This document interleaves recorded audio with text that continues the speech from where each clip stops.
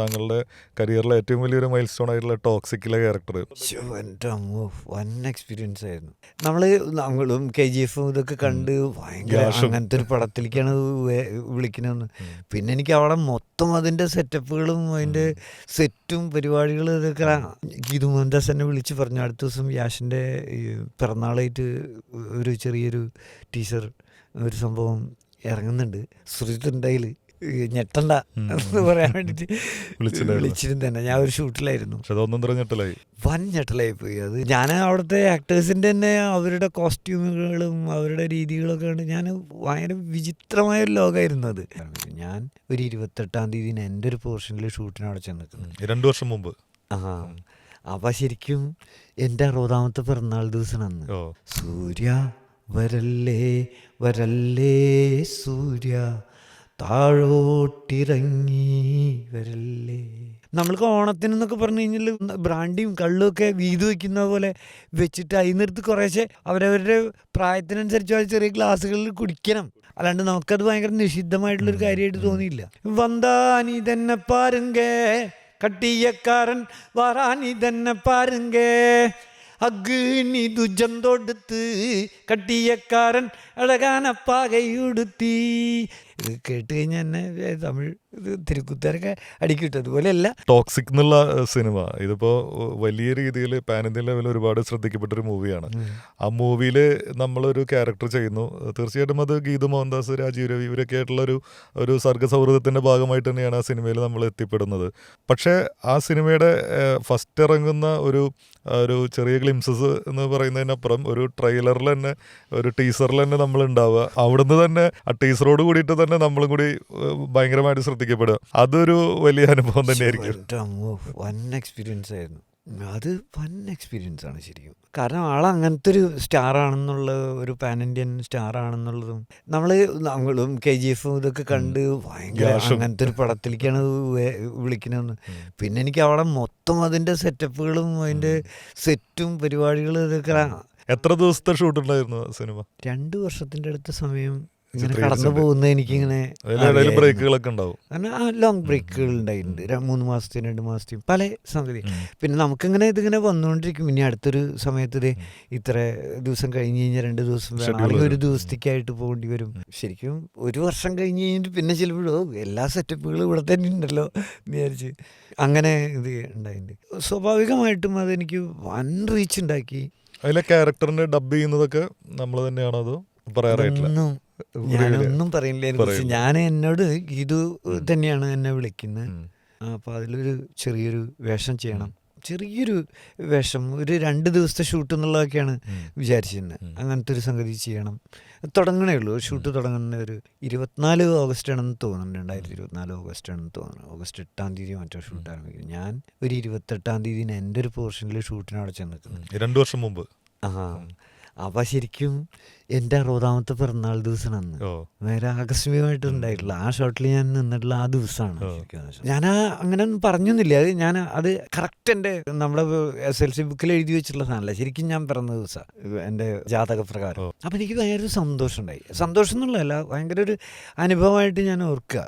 അതായത് നമ്മൾ വരുന്നത് സിനിമയൊക്കെ ആയിട്ട് ബന്ധപ്പെടുന്നത് അവിടെ തന്നെ ആളുകളുടെ കയ്യിൽ നിന്ന് പണം പിരിച്ചെടുത്ത് ആളുകൾക്ക് വേണ്ടി സിനിമ, ഞാനും പല ആൾക്കാരുടെ 100 രൂപയും 50 രൂപയും 500 രൂപയൊക്കെ പിരിവുകൾ എടുക്കാൻ വേണ്ടിയിട്ട് ഞാനും അതിൻ്റെ കൂടെ ചില സംഗതികളിലൊക്കെ സഹായിച്ചിട്ടുണ്ടായിരുന്നു. സ്ക്രീനിങ്ങുകൾക്ക് പല സ്ഥലങ്ങളിലും പോയിട്ടുണ്ട്. ഭയങ്കര പൊളിറ്റിക്കൽ ഒരു കലാപ്രവർത്തനം പോലെ ഫീൽ ചെയ്തിട്ടുള്ള, അതിൽ വന്നു ചേർന്നിട്ടുള്ള ഒട്ടുമിക്ക ആക്ടേഴ്സും അല്ലെങ്കിൽ അതിൻ്റെ ഉള്ളിൽ പിന്നിലുണ്ടായിരുന്ന പലരും ഒരുപാട് കാലം പുതിയൊരു ലോകത്തിന് വേണ്ടി, പുതിയൊരു രാഷ്ട്രീയ സങ്കല്പത്തിന് വേണ്ടിയിട്ട് വർക്ക് ചെയ്യുകയും അതിൻ്റേതായിട്ടുള്ള പരിക്കുകളുള്ളവരും അതിൻ്റേതായിട്ടുള്ള സങ്കല്പങ്ങൾ, എന്താ പറയുക, ഉദാത്തമായൊരു ജീവിത സങ്കല്പമൊക്കെ കൊണ്ടു നടക്കുന്ന പല ആൾക്കാരുടെ ഉള്ളിലാണ് വർക്ക് ചെയ്തിരുന്നത്. അപ്പോൾ അത് ദാരിദ്ര്യമൊക്കെ നന്നായിട്ട് ആ സമയത്ത് നമുക്ക് ഓരോ സ്ഥലത്തും അതിൻ്റെ സംഘാടകരായിട്ടുള്ള ആൾക്കാർ പൈസ ഓരോ സ്ഥലത്തും, ഇവിടെ ഡേവിസും ശിവശങ്കരനൊക്കെ ആയിരുന്നു അന്നത്തെ ഇതിൽ സഹായിച്ചു കൊണ്ടിരുന്നത്. അവർ നക്സൽ പ്രസ്ഥാനമൊക്കെ ആയിട്ട് ബന്ധപ്പെട്ടിട്ടുള്ള ആൾക്കാരൊക്കെ ആയിരുന്നു. അപ്പോൾ അവർക്ക് സംഘാടനത്തിലൊക്കെ ഉള്ള അവരുടെ ഒരു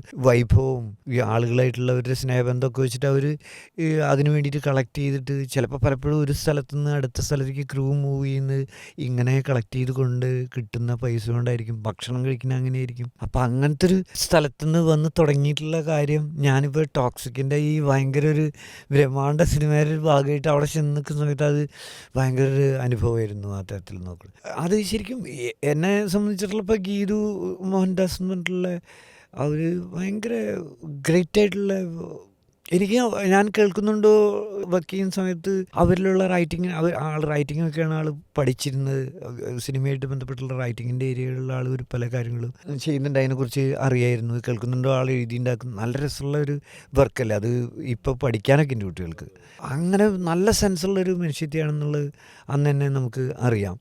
പക്ഷേ ഇവിടെ വന്ന് നോക്കുമ്പോൾ ഇത്രയും വലിയ താരങ്ങളുടെ ഉള്ളിലൊക്കെ ഒരു ഡയറക്ടർ എന്നുള്ള നിലയ്ക്ക് അവർ കാര്യങ്ങൾ കമ്മ്യൂണിക്കേറ്റ് ചെയ്യുന്നതും അതിൻ്റെ ആവശ്യമില്ലാത്തത് കട്ട് ചെയ്തുന്നതും അങ്ങനത്തെ ആളുടെ ആ ഒരു ലോകം നമുക്ക് ഇങ്ങനെ കാണാം. അത് ഭയങ്കര അതിൻ്റെ ആള് ഒക്കെ തന്നിട്ടുള്ളൊരു എൻ്റെ ഒരു പക്ഷേ എൻ്റെ ഒരു കലാജീവിതത്തിൻ്റെ അതിലേക്ക് തന്നിട്ടുള്ളൊരു കോൺട്രിബ്യൂഷൻ പോലെയാണ് എനിക്ക് തോന്നിയിട്ടുള്ളത്. അതിൽ ഞാൻ എത്രയോ താരങ്ങൾ വരാനുള്ള ഒരു പടം ആണ് അത്. അതിൻ്റെ ഒരു കളറും ഞാൻ അവിടുത്തെ ആക്ടേഴ്സിൻ്റെ തന്നെ അവരുടെ കോസ്റ്റ്യൂമുകളും അവരുടെ രീതികളൊക്കെ ഉണ്ട്. ഞാൻ ഭയങ്കര വിചിത്രമായൊരു ലോകമായിരുന്നു അത്. ഏതോ ഒരു ഫാൻറ്റസി ലോകത്ത് ചെന്നിറങ്ങിയ പോലെ ആയിരുന്നു അതിലത്തെ ആളുകളുടെ കാഴ്ചകളും ഷൂട്ടിനൊക്കെ തയ്യാറെടുത്തിട്ടുള്ള സംഭവങ്ങളും അതിൻ്റെ ഷൂട്ടിങ്ങിൻ്റെ ടൈമിങ്ങൾ അങ്ങനെ ഉപയോഗിക്കുന്നത് അതൊക്കെ എന്നെ സംബന്ധിച്ചിടത്തോളം ഞെട്ടിക്കുന്ന അനുഭവങ്ങളായിരുന്നു. അപ്പോൾ അതിൽ ഇങ്ങനത്തെ ഒരു സ്ലോട്ടിൽ ഞാൻ വന്നിറങ്ങുന്നുള്ളത് ഗീതു മോഹൻദാസ് എന്നെ വിളിച്ച് പറഞ്ഞു, അടുത്ത ദിവസം യാഷിൻ്റെ പിറന്നാളായിട്ട് ഒരു ചെറിയൊരു ടീച്ചർ ഒരു സംഭവം ഇറങ്ങുന്നുണ്ട്, ശ്രുതിണ്ടായിൽ ഞെട്ടണ്ട എന്ന് പറയാൻ വേണ്ടിയിട്ട് വിളിച്ചിരുന്നു തന്നെ. ഞാൻ ഒരു ഷൂട്ടിലായിരുന്നു. വൻ ഞെട്ടലായി പോയി. അത് എന്നെ സംബന്ധിച്ചിടത്തോളം ഭയങ്കര ഒരു ബ്ലെസ്ഡായി എനിക്കത് ഈ സമയത്ത് കിട്ടിയത്. കാരണം പ്രത്യേകിച്ചും നമ്മൾ കലാപ്രവർത്തനം തന്നെയാണ് ചെയ്തുകൊണ്ടിരുന്നത്. എന്നാൽ സിനിമയോ ഇതൊക്കെ ഇതിൻ്റെ ഉള്ളിൽ പിന്നീട് ഉണ്ടായി വന്നതും അല്ലെങ്കിൽ അതിൻ്റെ തുടർച്ചയും സംഭവിച്ചു എന്നുള്ളത് മാത്രമേ ഉള്ളൂ. ശരിക്കും വെച്ചാൽ ഒരു നാടകവും അങ്ങനത്തെ അല്ലെങ്കിൽ കുറച്ചും കൂടി മനുഷ്യനെ മാറ്റാനും മനുഷ്യരുടെ ഇടയിലേക്ക് ഇറങ്ങിച്ചെല്ലാനും അവരുടെ ജീവിത രീതിയിലൊക്കെ പ്രശ്നങ്ങളിൽ ഇടപെടാനും ഒക്കെ സാധ്യതയുള്ളതെന്നൊക്കെ സങ്കല്പങ്ങളിലാണ് ശരിക്കും വെച്ചിട്ടുണ്ടെങ്കിൽ ഈ കലയായിട്ട് ബന്ധപ്പെട്ട് ഇറങ്ങിത്തിരിച്ചിട്ടുള്ളത്. ഞാൻ തെറ്റിദ്ധാരണകളുണ്ടായിരുന്നു, പലതും മാറും, നമ്മൾ ഒരു നാടകം ഉണ്ടാക്കുന്നതിനെ കൂടെ വിപ്ലവം ഉണ്ടാകാൻ പോകുന്നുള്ളത്, ഭയങ്കര മാറ്റങ്ങൾ സംഭവിക്കാൻ പോകുന്നുള്ള അത്രയ്ക്കും ഭ്രാന്തമായൊരു പാഷനും ജീവിതത്തിൽ പല കാര്യങ്ങളും നമ്മൾക്ക് ഒരുപാട് നഷ്ടങ്ങൾ തന്നെ സംഭവിച്ചിട്ടുള്ള പലതും റിലേഷനുകളും ഒക്കെ. കാരണം പണമില്ലായ്മയുണ്ട്, കുടുംബവും ഉണ്ട് അതിൻ്റെ ഉള്ളിൽ, നാടകവും കുടുംബവും ഇതൊക്കെ ഒത്തു കൊണ്ടുപോകുക എന്നൊക്കെ പറഞ്ഞു കഴിഞ്ഞാൽ വൻ ടാസ്ക്കായിരുന്നു. അപ്പോൾ അതിൻ്റെ ഉള്ളിൽ ഇതുപോലത്തെ ആർട്ടിസ്റ്റുകളുടെ ഇപ്പോൾ ഗീതു മോഹൻദാസോ അല്ലെങ്കിൽ രാജീവോ അല്ലെങ്കിൽ അതുപോലെ മാർട്ടിനോ സമീർ താഹിർ അതുപോലുള്ള ആൾക്കാർ നമ്മളെ തരുന്നേ, ഇപ്പോൾ അമൽനീരദ് ആ ഒരു ഇതിൽ അങ്ങനെ ആ തരുന്ന ഓപ്പർച്യൂണിറ്റികളാണ് അതിനെ നമ്മളെ വേറെ ഒരു തരത്തിൽ പ്രത്യേകിച്ചും ഈ ആധുനികമായിട്ടുള്ള ഈ ഒരു സമയത്തേക്ക് വരുമ്പോൾ ഈ നമ്മളുടെ കലാപ്രവർത്തനത്തിനെ ഇത്ര നാളും ചെയ്തതിനെയും ഒന്ന് ന്യായീകരിക്കുന്നത് അല്ലെങ്കിൽ അതിനെ ഒന്നും കൂടിയും ഈ പോളിഷ് ചെയ്ത് നമുക്ക് തന്നെ തിരിച്ച് നമ്മൾക്കൊരു സപ്പോർട്ടിങ് ആയിട്ട് മാറുന്നത്, അങ്ങനെ ആയിത്തീരുന്നത് എന്ന് പറയുന്നത്. അപ്പോൾ അങ്ങനെ കിട്ടിയിട്ടുള്ളൊരു അവസരം മാത്രമാണ്. അല്ലാണ്ട് അതിൽ വലിയ വമ്പ് പറയാനോ അഹങ്കരിക്കാനോ ഞാനില്ല എന്ന് തന്നെ പറയേണ്ടി വരും. കാരണം ഞാൻ ഭയങ്കര ഹാപ്പിയായി. ഞാൻ അദ്ദേഹം ഗ്രേറ്റ് ആയിട്ടുള്ളൊരു ആക്ടറാണ്, ഗ്രേറ്റ് ഹ്യൂമൻ ബീങ് ആണ് യഷ് എന്ന് പറയുന്നത്. അത് ഇടപഴകുമ്പോൾ നമുക്കറിയാലോ ഓരോ കാര്യങ്ങളിലും ആളുകൾ എങ്ങനെയാണ് ഇത് ചെയ്യുന്നത്, നമുക്ക് മനസ്സിലാവും ഓരോ ആൾക്കാരും. അത് അതിൻ്റെ ഒരു ഭയങ്കരമായൊരു സന്തോഷം ഉണ്ടായി ആ ഒരു വർക്കിൻ്റെ കാര്യത്തിൽ അങ്ങനെ അവിടെ വന്ന്. സിനിമ ഒരേ സമയം തന്നെ ചില രീതിയിൽ വിമർശിക്കപ്പെടുകയുണ്ടായിരുന്നു. ഇപ്പം നമ്മൾ സിനിമയിൽ ഇപ്പോഴും കൂടുതൽ പറയുന്ന ഒരു കാര്യമാണ് പൊളിറ്റിക്കൽ കറക്റ്റ്നെസ് എന്നുള്ളൊരു വേർഡൊക്കെ. അപ്പോൾ ഒരു സ്ത്രീ ഒരു സിനിമ സംവിധാനം ചെയ്യുന്നു, അതും ഒരു പാൻ ഇന്ത്യൻ അപ്പീലുള്ള ഒരു സിനിമ ചെയ്യുന്നു, അതൊരു മലയാളി സംവിധായികയാവുന്നു. അപ്പോൾ അവരെ സംബന്ധിച്ച് അവർക്ക് എത്തിപ്പിടിക്കാവുന്നതിൻ്റെ പരമാവധി ഉയരത്തിൽ പോകുമ്പോൾ വിമർശനത്തിൻ്റെ അളവും ആനുപാതികമായിട്ട് കൂടുന്നതാണ്.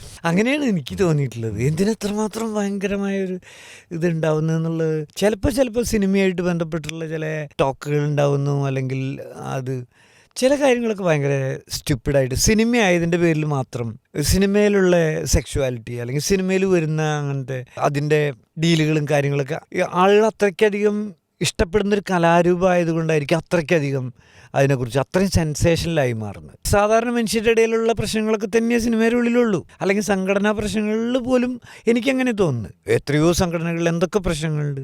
അതിൻ്റെ ഉള്ളിൽ വർക്കുകളുടെ ഉള്ളിൽ ഭയങ്കരമായ ഹയറാർക്കികളും അതിൻ്റെ ഇഷ്യൂസും പല മേഖലയിലും, PWD മേഖലയിലും അല്ലെങ്കിൽ വേറെ തൊഴിൽ മേഖലകളിലും ഏത് തൊഴിലിടങ്ങളിലും അതിൻ്റെ പീഡനങ്ങളും അതിൻ്റെ ഇഷ്യൂസും അതൊക്കെ എല്ലായിടത്തും ഉള്ളതുപോലെ തന്നെ ഇതിലുള്ളൂ. സിനിമ കൂടുതൽ കളർഫുള്ളാണ്, അത് സിനിമയാണെന്നുള്ളതുകൊണ്ട് അതിന് വായനക്കാരനും കാഴ്ചക്കാരനും ഒക്കെ കൂടുതൽ കിട്ടുന്നുള്ളതുകൊണ്ട് മാത്രമാണ് അത് അത്രയ്ക്കധികം സംസാരിക്കപ്പെടുന്നത്. അത് ആവശ്യമില്ല എന്ന് എനിക്ക് തോന്നുന്നു. അത് ഒരാളുടെ കാര്യത്തിൽ നിന്ന് മാത്രമല്ല, എനിക്കങ്ങനെ തോന്നിയത്. പിന്നെ ചിലപ്പോൾ ചിലത് അങ്ങനെ ആവുമ്പോഴേ ഇത്രയ്ക്കധികം ചർച്ചയാവുന്നത്. അത് എല്ലാ കാലത്തും ഇപ്പോൾ താങ്കളെ സംബന്ധിച്ച് ജോൺ അബ്രഹാമിന്റെ ഒരു സിനിമയിൽ നിന്ന് വളരെ വ്യത്യസ്തമായ രീതിയിലായിരുന്നു തുടക്കം. അതിനുശേഷം നാടകങ്ങളിലൂടെ നമ്മൾ ഒഴുകുന്നു. ഒരു കാലത്തും നമ്മളെ സിനിമയിലൂടെ കിട്ടുന്ന ഒരു പ്രശസ്തിയോ അല്ലെങ്കിൽ അതുപോലെ കിട്ടുന്ന ധനമോ അത് നമ്മൾ വല്ലാതെ അങ്ങ് മോഹിപ്പിച്ചിട്ടൊന്നുമില്ല. നമുക്ക് ജീവിച്ചു പോകാനുള്ള ഒരു ധനം വേണം, അത് തീർച്ചയായിട്ടും വേണം.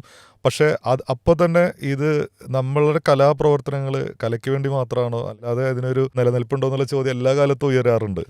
അപ്പോൾ ഇത്തരം സിനിമകളിൽ അഭിനയിക്കുന്നതും നാടക പ്രവർത്തനങ്ങളുമായിട്ട് മുന്നോട്ട് പോകുന്നതും ആ ഒരു ചോയ്സ് ഈ ഒരു കാലഘട്ടത്തിൽ കലാകാരനെ സംബന്ധിച്ച് എത്രത്തോളം അത് നടപ്പിലാക്കിയെടുക്കാനായിട്ട് സാധിക്കും? എനിക്ക് ഇപ്പം തോന്നുന്നൊരു കാര്യം, എനിക്ക് സത്യത്തിൽ ഭയങ്കര മോഹമാണ് ഇപ്പോൾ തിയേറ്റർ ചെയ്യാൻ. പലപ്പോഴും പറ്റണേ ഇല്ല.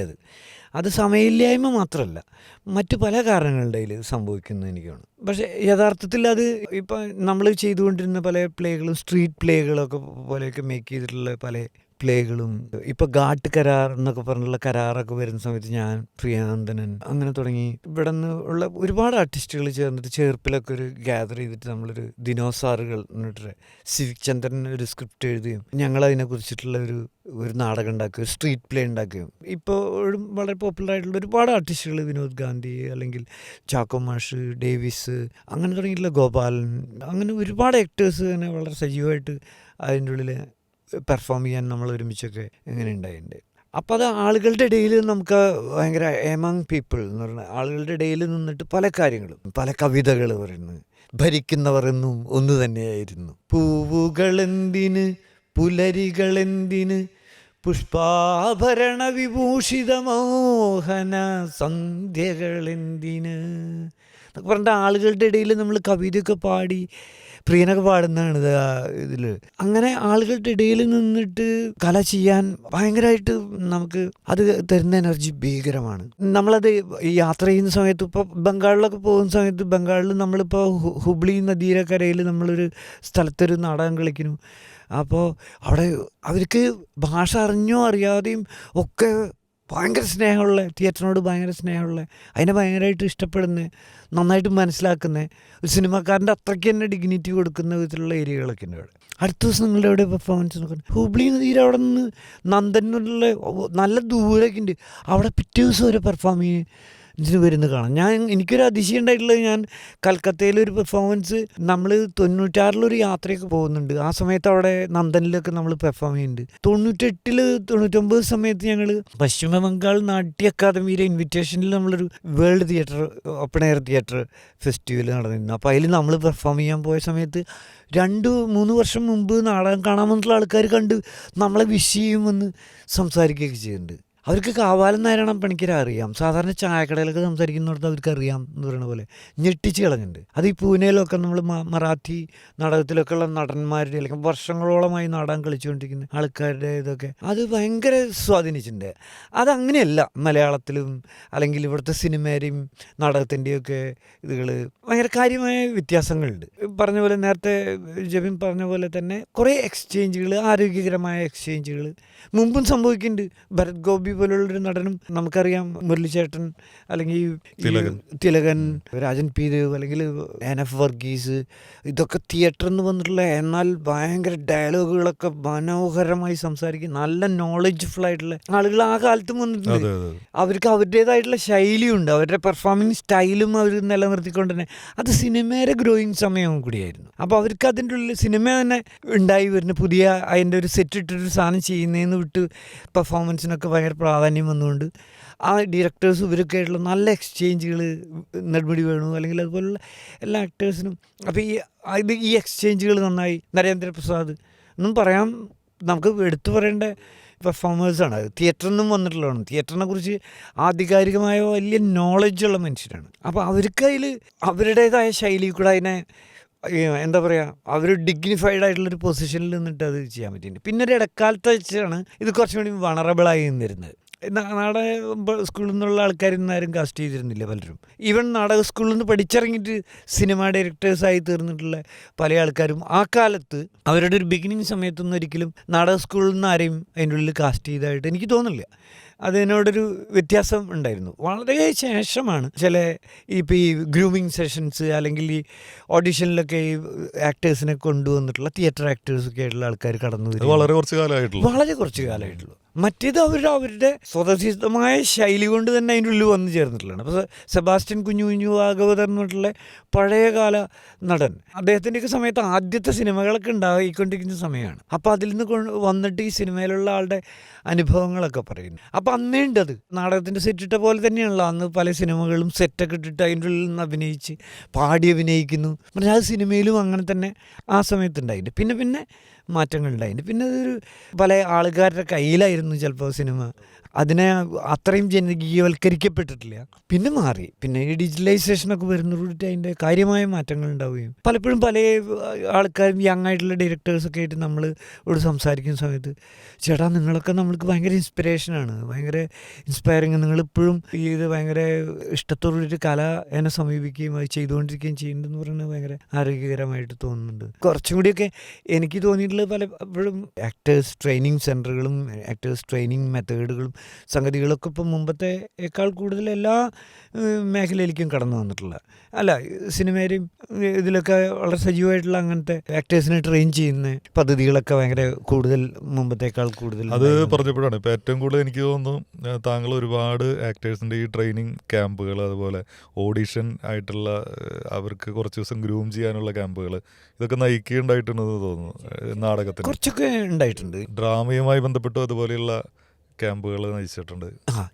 അതാണ് അതിലത്തെ ഏറ്റവും അങ്ങനത്തെ ഒരു സൈഡ്. അതിൽ തന്നെയാണ് ഞാൻ കൂടുതലും വർക്ക് ചെയ്തിരുന്നത്. പിന്നെ ഞാൻ ക്യാമ്പസുകളിൽ കുറച്ചൊക്കെ സമയമൊക്കെ സോഷ്യോളജി ഡിപ്പാർട്ട്മെൻറ്റ് അല്ലെങ്കിൽ MSW ഡിപ്പാർട്ട്മെൻറ്റ് അങ്ങനെയൊക്കെ യൂണിവേഴ്സിറ്റികൾ, ഇപ്പോൾ കാലിക്കറ്റ് യൂണിവേഴ്സിറ്റി സോഷ്യോളജി ഡിപ്പാർട്ട്മെൻറ്റിലൊക്കെ ഒരു 4-5 വർഷമൊക്കെ ഞാൻ ഓരോ പുതിയ ബാച്ചിന് ഗ്രൂമിങ് സെഷനിൽ ക്ലാസ് എടുക്കാൻ പോകാറുണ്ട്. അവരുടെ ആദ്യത്തെ അതായത് പുതിയ ബാച്ച് വരുന്ന സമയത്ത് അവർക്കിടയിലുള്ള തിരിച്ചറിവുകളും അവർക്കിടയിലുള്ള ആ ഒരു ഐസ് ബ്രേക്കിംഗ് സമയം എന്ന് പറഞ്ഞാൽ പുതിയ ബാച്ച് വരുമ്പോൾ അവർക്കിടയിലുള്ളൊരു പരസ്പര ബന്ധത്തിനെയൊക്കെ സഹായിക്കുന്ന വിധത്തിലുള്ള ചില ക്ലാസ്സുകൾ സെഷൻസൊക്കെ ചെയ്യാം എന്ന് പറഞ്ഞിട്ട് വിളിച്ചിട്ട് അങ്ങനെ ഉണ്ട്. അവണി എന്ന് പറഞ്ഞിട്ടുള്ള താമരശ്ശേരിയിലുള്ള ഒരു പ്രശസ്തമായിട്ടുള്ളൊരു ആർക്കിടെക്ചർ ഇൻസ്റ്റിറ്റ്യൂട്ട് ഉണ്ട്, ആർക്കിടെക്ചർ കോളേജാണ്. അപ്പോൾ ഞാൻ അവിടെ പല സെഷനുകൾ ചെയ്യുന്നുണ്ട്, പല ബാച്ചുകൾക്കും ചെയ്തിട്ടുണ്ട്.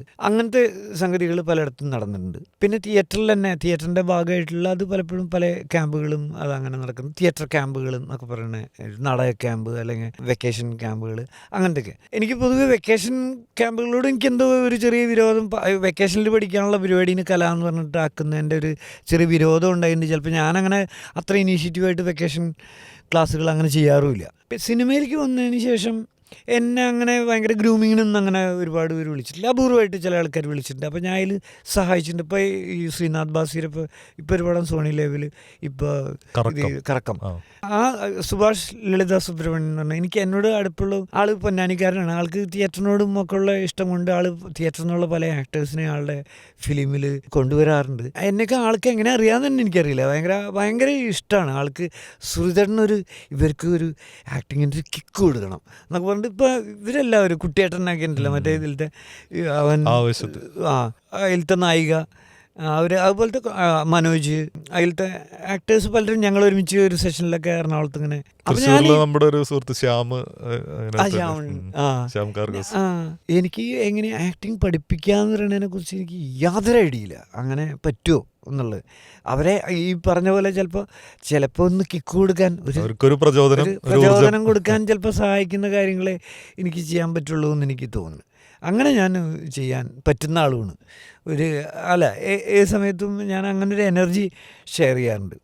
അത് ചിലപ്പോൾ നടന്നുണ്ട് കുറച്ചൊക്കെ. ഇപ്പോൾ ഈ ടോക്സിക് എന്നുള്ള സിനിമ കന്നഡയിലല്ലേ ശരിക്കും? കന്നഡയും ഇംഗ്ലീഷുമാണ്. അപ്പോൾ അതോട് കൂടിയിട്ട് തന്നെ നമ്മൾ മലയാള സിനിമയിൽ മാത്രം അഭിനയിക്കുന്ന ഒരാളെന്ന് വിട്ടൊരു പാൻ ഇന്ത്യൻ അപ്പീലായി നമ്മുടെ ഒരു കരിയറിന്. അപ്പോൾ മറ്റ് ഭാഷകളിൽ നിന്നുള്ള അവസരങ്ങൾ അതിനുശേഷം എത്തിയിട്ടുണ്ടോ പുതിയ പ്രൊജക്റ്റുകൾ? അതിൻ്റെ ഭാഗം ഇത് കണ്ടിട്ടൊക്കെ 1-2 കോളുകൾ തമിഴിന്നും തെലുങ്കുന്നും 2 പടങ്ങൾ എനിക്ക് വിളി വന്നിട്ടുണ്ട്. അപ്പോൾ അതിൽ ഒരു പടം നടക്കാൻ അതിൻ്റെ ഒരു ഹാഫ് പോർഷൻ ഷൂട്ട് കഴിഞ്ഞ് ബാക്കിയുള്ള ഹാഫ് പോർഷനിലാണ് ഞാനും വരുന്നുണ്ട് എന്നൊക്കെ പറഞ്ഞിട്ട് അവർ അത് ഈ ടോക്സിക് ടീസർ കണ്ടിട്ട് തന്നെയാണ്. വേറൊരു ടീം ഒരു തെലുങ്ക് പടത്തിൻ്റെ, പക്ഷേ അതിൽ മലയാളിയായിട്ടുള്ള അഭിനയിക്കാനുള്ളൊരു പക്ഷേ ക്യാരക്ടറൊക്കെ ഇത് ചെയ്യുന്ന സമയത്ത് ഈ ടോക്സിക് സ്വാധീനം തന്നെയാണ് അതിൻ്റെ ഒരു പ്രധാനമായിട്ട്. തമിഴ് ഞാനൊരു അത് ശരിക്കും ഇതിന് ശേഷം തന്നെയാണ്. പിന്നെ ഞാൻ ഈ ടി എന്ന് പറഞ്ഞിട്ടൊരു പടം, തലൈവ തമ്പി തലമയിൽ എന്ന് പറഞ്ഞിട്ടൊരു പടമുണ്ട്, ജീവയുടെ ഈ പൊങ്കൽ സമയത്ത് ഇറങ്ങിയിട്ട് നല്ല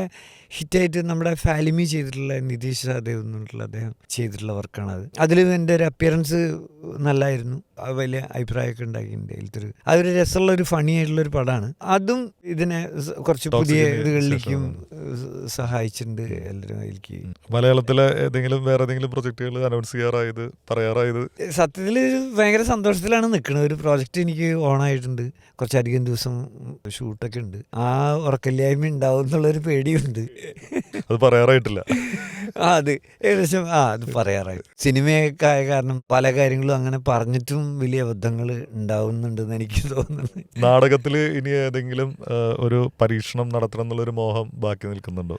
ഞാൻ പരീക്ഷണം എന്നുള്ളതല്ല, എനിക്ക് ബുദ്ധിമുട്ടുകളുണ്ട്. കാരണം വെച്ചാൽ എങ്ങനെയാണ് ഇപ്പോൾ ഈ നാടകം ചില നാടകങ്ങൾ കാണുന്ന സമയത്ത് ഞാൻ എല്ലാ സമയത്തും എൻ്റെ നാടകങ്ങൾ ഞാൻ ഉണ്ടാക്കിയ കാലത്ത് ഞാൻ നന്നായിട്ടൊക്കെ ചെയ്തിട്ടുള്ള എൻ്റെ അറിയപ്പെടുന്ന പ്രൊഡക്ഷൻസ് ഒന്നും ഞാൻ പരമാവധി ആൾക്കാരെ ഞാൻ ബോറടിപ്പിക്കാറില്ല എന്നുള്ളതാണ്. ഒരു 100 ആൾ വന്നിരുന്നുണ്ടെങ്കിൽ അവർ 90 ആൾ മേൽ ഗംഭീര രസമായിട്ടുണ്ട് എന്ന് പറഞ്ഞില്ല. ഞാൻ ആളുകളെ ബോറടിപ്പിക്കാതിരിക്കാൻ എന്തൊക്കെ ചെയ്യാൻ പറ്റുന്ന വെച്ചാൽ അതൊക്കെ ചെയ്യും എന്നാണ് വിചാരിച്ചിട്ടുള്ളത്. ഇനിയിപ്പോൾ ഒരു പ്രൊജക്റ്റ് മുന്നിൽ വരികയാണെങ്കിൽ അതിൽ ഡയറക്ഷൻ എടുക്കുമോ, ആക്ടിങ് എടുക്കുമോ, അല്ലെങ്കിൽ 2 സങ്കേതങ്ങളിൽ ഇടപെടുമോ? എനിക്ക് അങ്ങനെ തോന്നുന്നുണ്ട്. ഞാൻ പറഞ്ഞില്ലേ, ഇപ്പോൾ സിനിമയിലൊക്കെ അത്യാവശ്യം ശ്രദ്ധിക്കപ്പെടുന്ന വിധത്തിലുള്ള ആണ് ഞാൻ നേരത്തെ പറഞ്ഞു വന്നത്. അതിപ്പോൾ നമ്മൾ അന്ന് സ്ട്രീറ്റ് പ്ലേ ഒക്കെ ചെയ്യുന്ന സമയത്ത് നമ്മൾ അതൊരു സോഷ്യലായിട്ടുള്ളൊരു ഔട്ട്ലുക്കിൻ്റെയോ അല്ലെങ്കിൽ നമ്മളുടെ ഒരു രാഷ്ട്രീയമായിട്ടുള്ളൊരു ഇടപെടലായിട്ടാണ് നമ്മൾ അതിനെ കൊണ്ടാണ് ഇതിലേക്ക് ഇറങ്ങി നിൽക്കുന്നത്. ഇപ്പം നമുക്കത് അങ്ങനെ ചെയ്യാൻ പറ്റിയാൽ, കാരണം ഇപ്പം നമ്മളെ ആളുകൾക്ക് അറിയാം, കുറച്ച് പോപ്പുലറാണ്, ഒരു കുറേ ആൾ കൂടുന്നിടത്ത് കുറച്ച് ആൾക്കാർക്ക് നമ്മൾ മനസ്സിലാവുകയുള്ള ഒരു ആക്ടറാണ് എന്ന് മനസ്സിലാവുന്ന ആ സിനിമകൾ തന്നിട്ടുള്ള അതിൻ്റെ ഒരു സൗകര്യമുണ്ട്. അത് ശരിക്കും ഇതിലേക്ക് ഉപയോഗിച്ചൂടെ എന്നുള്ളത്, അല്ലാതെ ഗുണം ചെയ്യുമോ എന്നുള്ള ഒരു ഇതുണ്ട് എനിക്ക്. ചിലപ്പോൾ ഗുണം ചെയ്തേക്കാം എന്ന് തോന്നുന്നുണ്ട്. നമ്മളുടെ കോൺഫിഡൻസ് ലെവൽ മാറാം. ആളുകളുടെ ഇടയിൽ നിന്നൊരു 10 വാക്ക് സംസാരിക്കേണ്ടി വരുന്ന ചില സംസാരിക്കാം എന്ന് പറയുന്നത് എൻ്റെ ആ ഒരു ലെവൽ അതിൽ മാറുന്നുണ്ട്. സിനിമയിലല്ല കേട്ടോ, സിനിമയിൽ ഇപ്പോഴും ആ വണറബിലിറ്റി എനിക്കുണ്ട്. കാരണം എനിക്കത് ഈ മൊത്തത്തിൽ പണിയാത്. എനിക്ക് 2 സങ്കേതങ്ങളിൽ ഇടപെട്ടുകൊണ്ട് തന്നെ നാടകത്തിലൊരു പുതിയൊരു നാടകത്തിൽ അതിൻ്റെ സാധ്യത അങ്ങനെ ഒന്ന് വേണമെങ്കിൽ ഒന്ന് ശ്രമിച്ചു നോക്കാം എന്നുള്ളൊരു ആഗ്രഹമുണ്ട്. ഞാൻ ചില ശ്രമങ്ങൾ ചില സുഹൃത്തുക്കളൊക്കെ ഒരുമിച്ച് ഇങ്ങനെ ആലോചിച്ചുകൊണ്ടിരിക്കുന്നുണ്ട്. അത് ഉണ്ടാവുമെന്ന് വിചാരിക്കുന്നു. ഈ സുർജിത് ഗോപിനാഥ് എന്നുള്ള ഒരു പേര് പറയുമ്പോൾ തന്നെ താങ്കളുടെ ഈ ലുക്ക് ഭയങ്കരമായിട്ട്, ഈ അപ്പീൽ ഭയങ്കരമായിട്ട് ശ്രദ്ധിക്കപ്പെട്ടതാണ്. ഈ നീണ്ട മുടിയും താടിയും ഒക്കെ. ഇതിൽ നിന്ന് വിട്ട് ഈ കർണൻ്റെ നമ്മൾ കവചകുണ്ടലെന്ന് പറയുന്ന പോലെ ഇത് രണ്ടും വിട്ടിട്ടുള്ളൊരു ക്യാരക്ടർ മോഹം ഉണ്ടായിരിക്കില്ലേ? സ്ഥിരമായിട്ട് ഈ ഒരു ലുക്കിലാണ് കൂടുതലും കണ്ടിട്ടുള്ളത് കൊണ്ട് ചോദിക്കുന്നതാണ്. നമ്മൾ ഈ പറഞ്ഞിട്ടുള്ളതിലൊക്കെ തന്നെ ചില സാധനങ്ങളിലൊക്കെ നല്ല വ്യത്യാസങ്ങളുണ്ട്. ഇപ്പോൾ യോബിൻ്റെ പുസ്തകത്തിലൊക്കെ കുറച്ചുകൂടി നല്ല വ്യത്യാസമുണ്ട്. അത് വേറെ രീതിയിൽ ട്രിം ചെയ്ത് അമലിൻ്റെ ഇടയ്ക്ക് വിളിച്ച് ഞാൻ പറയാം, അൻവറിൽ ഞാൻ എന്നെ ട്രൈ ഔട്ട് ചെയ്തിട്ടുണ്ട്. അമൽ ചെറിയൊരു ക്യാരക്ടർ അതിൻ്റെ ഉള്ളിൽ കയറി വന്ന് ഇങ്ങനെ വരണമെന്ന ആളും ആഗ്രഹിച്ചിരുന്നു, ആൾ പറഞ്ഞിരുന്നു. ആ സമയത്ത് പ്രകാശ് രാജ് ഒരുമിച്ചുള്ളൊരു കോമ്പിനേഷൻ സീനിൽ ഒരു ചോദ്യം ചെയ്യുന്ന ഒരു ഫാമിലീനെ ചോദ്യം ചെയ്യുന്നതിൽ ഞാൻ എന്നെ അങ്ങനെ ഉൾപ്പെടുത്തിയിട്ടുള്ള അങ്ങനത്തെ ഇത്തിരി സിഗ്നിഫിക്കൻ്റ് ആയിട്ട് വന്നേക്കാൻ സാധ്യതയുള്ളൊരു സ്ഥലത്ത് കൊണ്ടുപോയി നിർത്താനൊക്കെ ശ്രമം നടത്തി. പിന്നെ അത് സംഭവിച്ചില്ല, ആളുടെ തിരക്ക് കൊണ്ടോ എന്തോ സംഭവിച്ചില്ല, ആ പോർഷനെ വേണ്ടാന്ന് വെച്ചു എന്നുള്ളതൊക്കെയാണ് പിന്നീട് എനിക്ക് തോന്നിയില്ല. അപ്പോൾ അതിൽ നടക്കാതെ പിന്നെയാണ് യോബിൻ്റെ പുസ്തകത്തിലേക്ക് എനിക്ക് വിളിക്കുന്നത്. അപ്പോൾ അമൽ ആ ഒരു സമയം കിട്ടിയപ്പോൾ എന്നെ അതിലേക്ക് വിളിക്കുകയും ചെയ്തു. പിന്നെ ഞാൻ അമലിൻ്റെ ഇതിന് ഇടയ്ക്കിടയ്ക്ക് വിളിക്കും. എറണാകുളത്തൊക്കെ ചെല്ലുമ്പോൾ പലരും നിങ്ങൾ പുതിയ മറ്റേ ഇത് വരാൻ പോകണ്ടല്ല, ഈ അമലിൻ്റെ പടത്തിലില്ലേ, നമ്മൾ വളരെ അടുത്ത സുഹൃത്തുക്കളായിട്ട് തന്നെ ആൾക്കാർ കണക്കാക്കണം. അപ്പോൾ ഞാൻ അമലിനെ വിളിച്ച് പറയും, അമലെ നമ്മളെ സുഹൃത്തുക്കളായിട്ട് തന്നെയാണ് എല്ലാവരും കൂടെ കണക്കാക്കേണ്ട, ആളുകൾ ചോദിക്കേണ്ട അടുത്ത പടത്തിലില്ലേ എന്ന് പറഞ്ഞാൽ. അപ്പോൾ അങ്ങനെ ഞാൻ പറയും കമ്മ്യൂണിക്കേറ്റ് ചെയ്യുന്നതുകൊണ്ട് എന്നെ ബോഗൻവില്ലയിൽ ചെറുതാണ് സുഹൃത്തെ ഇതിൽ ചെറിയൊരു സ്ഥലത്ത് നിന്ന് വന്നു പോകണം എന്ന് പറഞ്ഞു. അവിടെ ചെന്ന വഴിക്കാൻ എൻ്റെ മുടിയും താടിയൊക്കെ ആളുടെ ഒരു ശൈലിയിലേക്ക് മാറ്റി. അപ്പം അത് അവരുടെ ഒരു ഇതാണ്, അവർ ആ ക്യാരക്ടർ ആവശ്യപ്പെടുന്ന ഒരു കാര്യത്തിനനുസരിച്ച് അവർ, അല്ലെങ്കിൽ നമ്മൾ ആ ലുക്കിനെ മാറ്റുന്നതായിരിക്കും അവരുടെ ഒരു ലുക്ക് എന്ന് പറയുന്നത്, അവർ കണ്ടെത്തുന്ന അതിൻ്റെ ഉള്ളിലത്തുള്ള. ഈ സുഭാഷിൻ്റെ പടത്തിൽ ഞാൻ ചാൾസ് എൻ്റർപ്രൈസസ് എന്ന് പറഞ്ഞ പടത്തിൽ ചെയ്തിട്ടുണ്ടായിരുന്നു. അതിൽ താടിയില്ലാതെ മുടി നീണ്ട, എനിക്കും അതൊരു ഇത്തിരി കൗതുകം, ഒരു ചന്ദനക്കുറിയൊക്കെ വരച്ച് വേറൊരു രൂപമായിരുന്നു അതിൽ കണ്ടിരുന്നത്. പിന്നെ ഞാൻ ഇതിലിപ്പോൾ ബേസിലിൻ്റെ പടത്തിൽ മിന്നൽ മുരളി എന്ന് പറഞ്ഞ പടത്തിൽ അതിലത്തെ വില്ലൻ്റെ അപ്പനായിട്ട് ഞാൻ ആ ഒരു ക്യാരക്ടർ, ആ വയസ്സായിട്ടുള്ള, അത് കുറച്ച് വ്യത്യസ്തമായിട്ടുള്ള, അത് ഭയങ്കര വ്യത്യസ്തമായിട്ടുള്ള ലുക്കാണല്ലോ. അത് ബേസിൽ വളരെ മുമ്പേ തന്നെ, ഒരു 2 മാസം മുമ്പേ തന്നെ ശിവനും ബേസിലും കൂടി അത് തീരുമാനിച്ചു, മുടി ഇതിൽ ഇത്രേ വേണ്ടു, ഇങ്ങനത്തെ ഒരു ലുക്കാണെന്ന്. അത് എനിക്കും ഭയങ്കര സന്തോഷം ഉണ്ടായിരുന്നു. കാരണം സമീർ താഹിറാണ് അതിൻ്റെ ക്യാമറ ചെയ്തിരുന്നത്.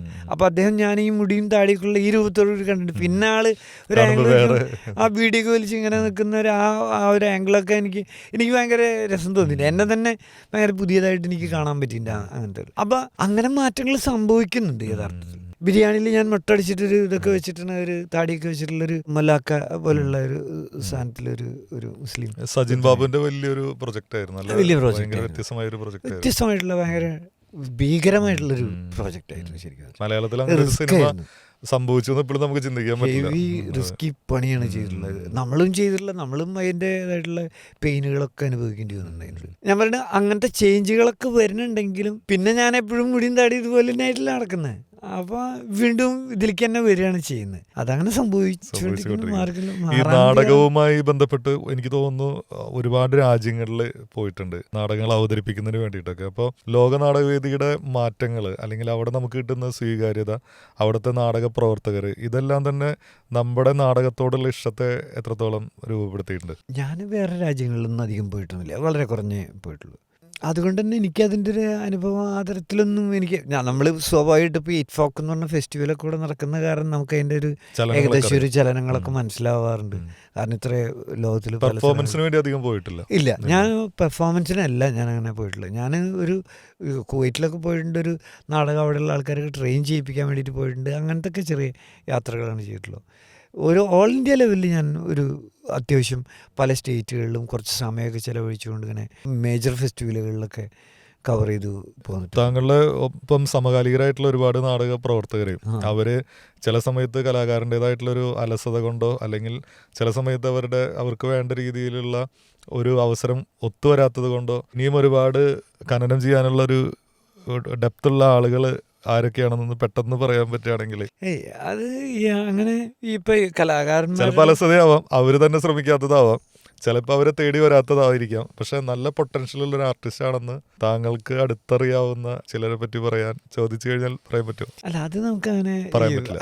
കാരണം അത് കുറേ പേരുണ്ട്, പല ആൾക്കാരുണ്ട്. ചില ആൾക്കാരെ സംബന്ധിച്ച് ചില അവസരങ്ങൾ, സിനിമയിലത്തെ കാര്യം പറയുമ്പോൾ സിനിമയിൽ ലക്ക് ഉണ്ടെന്ന് പലരും പറയാറുണ്ട്. അപ്പൊ ചിലര് ലക്കിലി ചില ആൾക്കാർ ഭയങ്കര വേറെ ഒന്നും പഠനമോ അതൊന്നും ഇല്ലാതെ തന്നെ അവര് വളരെ പ്രശസ്തരാകുന്നുണ്ട്, ഭയങ്കര എന്താ പറയാ പോപ്പുലർ ആവുന്നുണ്ട്, പണക്കാരാവുന്നുണ്ട്, അല്ലെങ്കിൽ അതിൻ്റേതായിട്ടുള്ള എല്ലാ അഡ്വാൻറ്റേജസും അവർ അനുഭവിക്കുന്നുണ്ട്. ചിലർ കലാകാരൻ്റെ അലസത എന്ന് മാത്രം പറഞ്ഞുകൂടാ, ചിലപ്പോൾ ഈ ഓപ്പർച്യൂണിറ്റീസ് അങ്ങനെ വന്നു ചേർന്നോളന്നില്ല എല്ലാവർക്കും.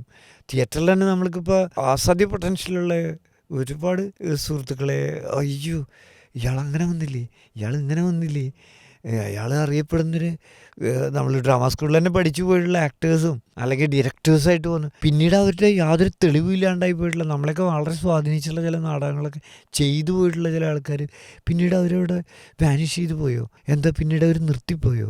അത് സ്വാഭാവികമായിട്ട് സംഭവിക്കാമെന്ന് എനിക്ക് തോന്നുന്നു. കാരണം എൻ്റെ ഭാര്യ, ഞാനും, ഞങ്ങൾ രണ്ടുപേരും ഡ്രാമ സ്കൂളിൽ പഠിച്ചു. ആളൊരു മലയാളം ഡിഗ്രിയൊക്കെ കഴിഞ്ഞ് വന്നിട്ട് ആളുടെ ഒരു ജീവിതത്തിൽ അനിശ്ചിതത്വത്തിൻ്റെ സമയത്ത് ആൾ ഡ്രാമ സ്കൂളിൽ വന്ന് ചേരുന്നത്. ഞാൻ ഡ്രാമ സ്കൂളിൽ അങ്ങനത്തെ ഒരു സമയത്താണ് വന്ന് ചേരുന്നത്. ഞങ്ങൾ ഒരുമിച്ച് ജീവിക്കാൻ തുടങ്ങി. ആൾ ടീച്ചറാണ്, ഇപ്പോൾ ടീച്ചറാണ്. ആൾക്ക് ഒരു മലയാളത്തിൽ BEdും അതിൻ്റെ MA ഒക്കെ ആൾക്ക് ഉണ്ടായിരുന്നു എന്നുള്ളതുകൊണ്ട് ആൾക്ക് തിയേറ്ററിൻ്റെ BA ഉണ്ട്, MA ഉണ്ട്.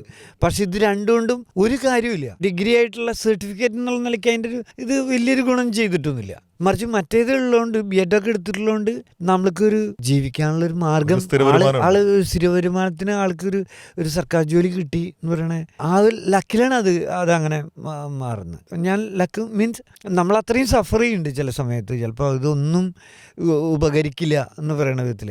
അപ്പം ഞാനുണ്ട്, ഇപ്പോൾ ഞാൻ PhD വരെ രജിസ്റ്റർ ചെയ്തിട്ടുണ്ടായിരുന്നു പോണ്ടിശ്ശേരി യൂണിവേഴ്സിറ്റിയിൽ. ഇത് രണ്ടും ഉണ്ട്, MA ഉണ്ട്, BDA ഉണ്ട്, ഒക്കെ ഉണ്ട്. ഞാനിവിടുത്തെ പല സ്കൂളുകളിൽ ആ സമയത്ത് ഈ പോണ്ടിശ്ശേരി യൂണിവേഴ്സിറ്റിയിലൊക്കെ ഞാൻ എൻ്റെ PG ഒക്കെ കഴിഞ്ഞ് വരുന്ന കാലത്ത് ഞാൻ പല സ്കൂളുകളിലും സമീപിച്ചിട്ടുണ്ട്. ഞാൻ ഈ ഇവിടുത്തെ കുട്ടികൾക്ക് കല പരിശീലിപ്പിക്കാൻ പറ്റും. എനിക്ക് പല ഇതുകളറിയാം, ബോഡി മൂവ്മെൻറ്റ്സ് ഒക്കെ ആയിട്ട് പലതും കുട്ടികളുടെ, അതായത് ഒരു ബോഡിയിലുണ്ടാവുന്നൊരു ചലനം കുട്ടികളുടെ മൈൻഡിൽ ചലനങ്ങൾ ക്രിയേറ്റ് ചെയ്യാം, അതിനുള്ള പല സാധ്യതകളുണ്ട്.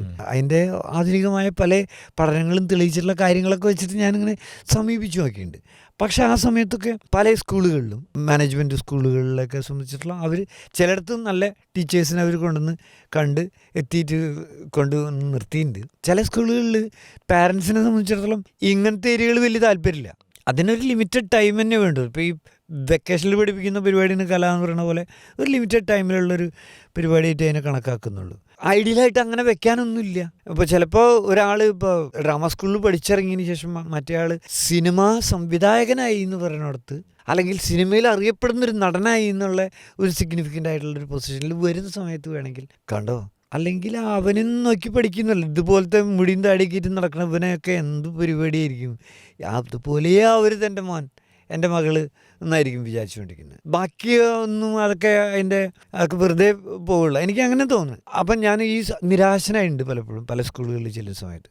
ഇപ്പോൾ അതൊരു ഡ്രോയിങ് ടീച്ചറാണെന്ന് വെച്ചിട്ടുണ്ടെങ്കിൽ അവർ ആലോചിക്കും, പല പാരൻസും ആലോചിക്കുന്നുണ്ട്, ഇവൻ നന്നായി ഡ്രോയിങ് പഠിച്ചു കഴിഞ്ഞിട്ടുണ്ടെങ്കിൽ ഇവന് ബയോളജിയിൽ മാർക്ക് കൂടുതൽ കിട്ടും, നന്നായി വരയ്ക്കേണ്ട ആവശ്യങ്ങളുള്ള സ്ഥലങ്ങളിൽ നന്നായിട്ട് വരച്ചോളൂ.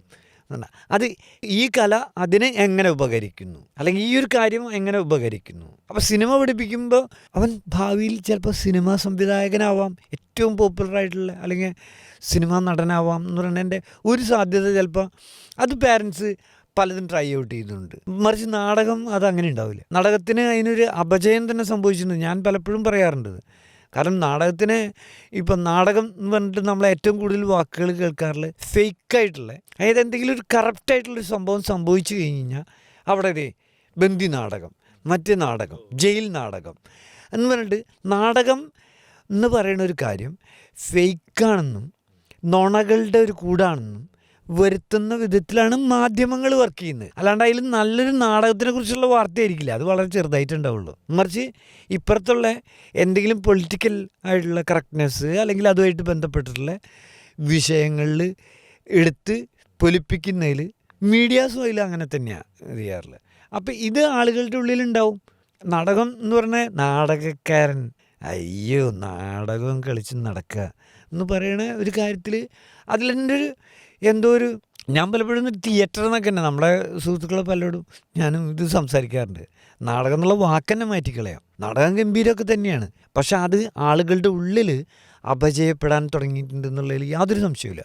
കാരണം നമ്മളിത് സമീപിച്ചിട്ട് അങ്ങനെ സ്കൂളിലൊന്നും പഠിപ്പിക്കാനൊന്നും ഒരു സ്ഥലവും കിട്ടിയിട്ടില്ല. പല സ്കൂളുകളിലും വലിയ മാനേജ്മെൻറ്റ് സ്കൂളുകളിൽ, കൊച്ചിൻ റിഫൈനറി സ്കൂളിൽ പഠിപ്പിക്കാനുള്ള ക്രിസ്ത്യൻ കോർപ്പസ് എന്നുള്ള മറ്റേ മേരി റോയിൻ്റെ, അരുന്ധതി റോയിൻ്റെ അമ്മ നടത്തിയിരുന്ന സ്കൂളിൽ നമ്മളൊരിക്കൽ ഒരു വിസിറ്റ് നടത്തിയ സമയത്ത് അവിടെ ഒരു അധ്യാപകനെ അവർ വെച്ചിട്ട് തിയേറ്റർ ആർട്ടിസ്റ്റൊക്കെ ആയിട്ടുള്ള നല്ലൊരു ടീച്ചറെ അവരവിടെ വെച്ച് പഠിപ്പിക്കുന്നുണ്ടായിരുന്നു. ഇവിടെ ഹരിശ്രീ സ്കൂളിലൊക്കെ അതുണ്ടായിട്ടുണ്ട്.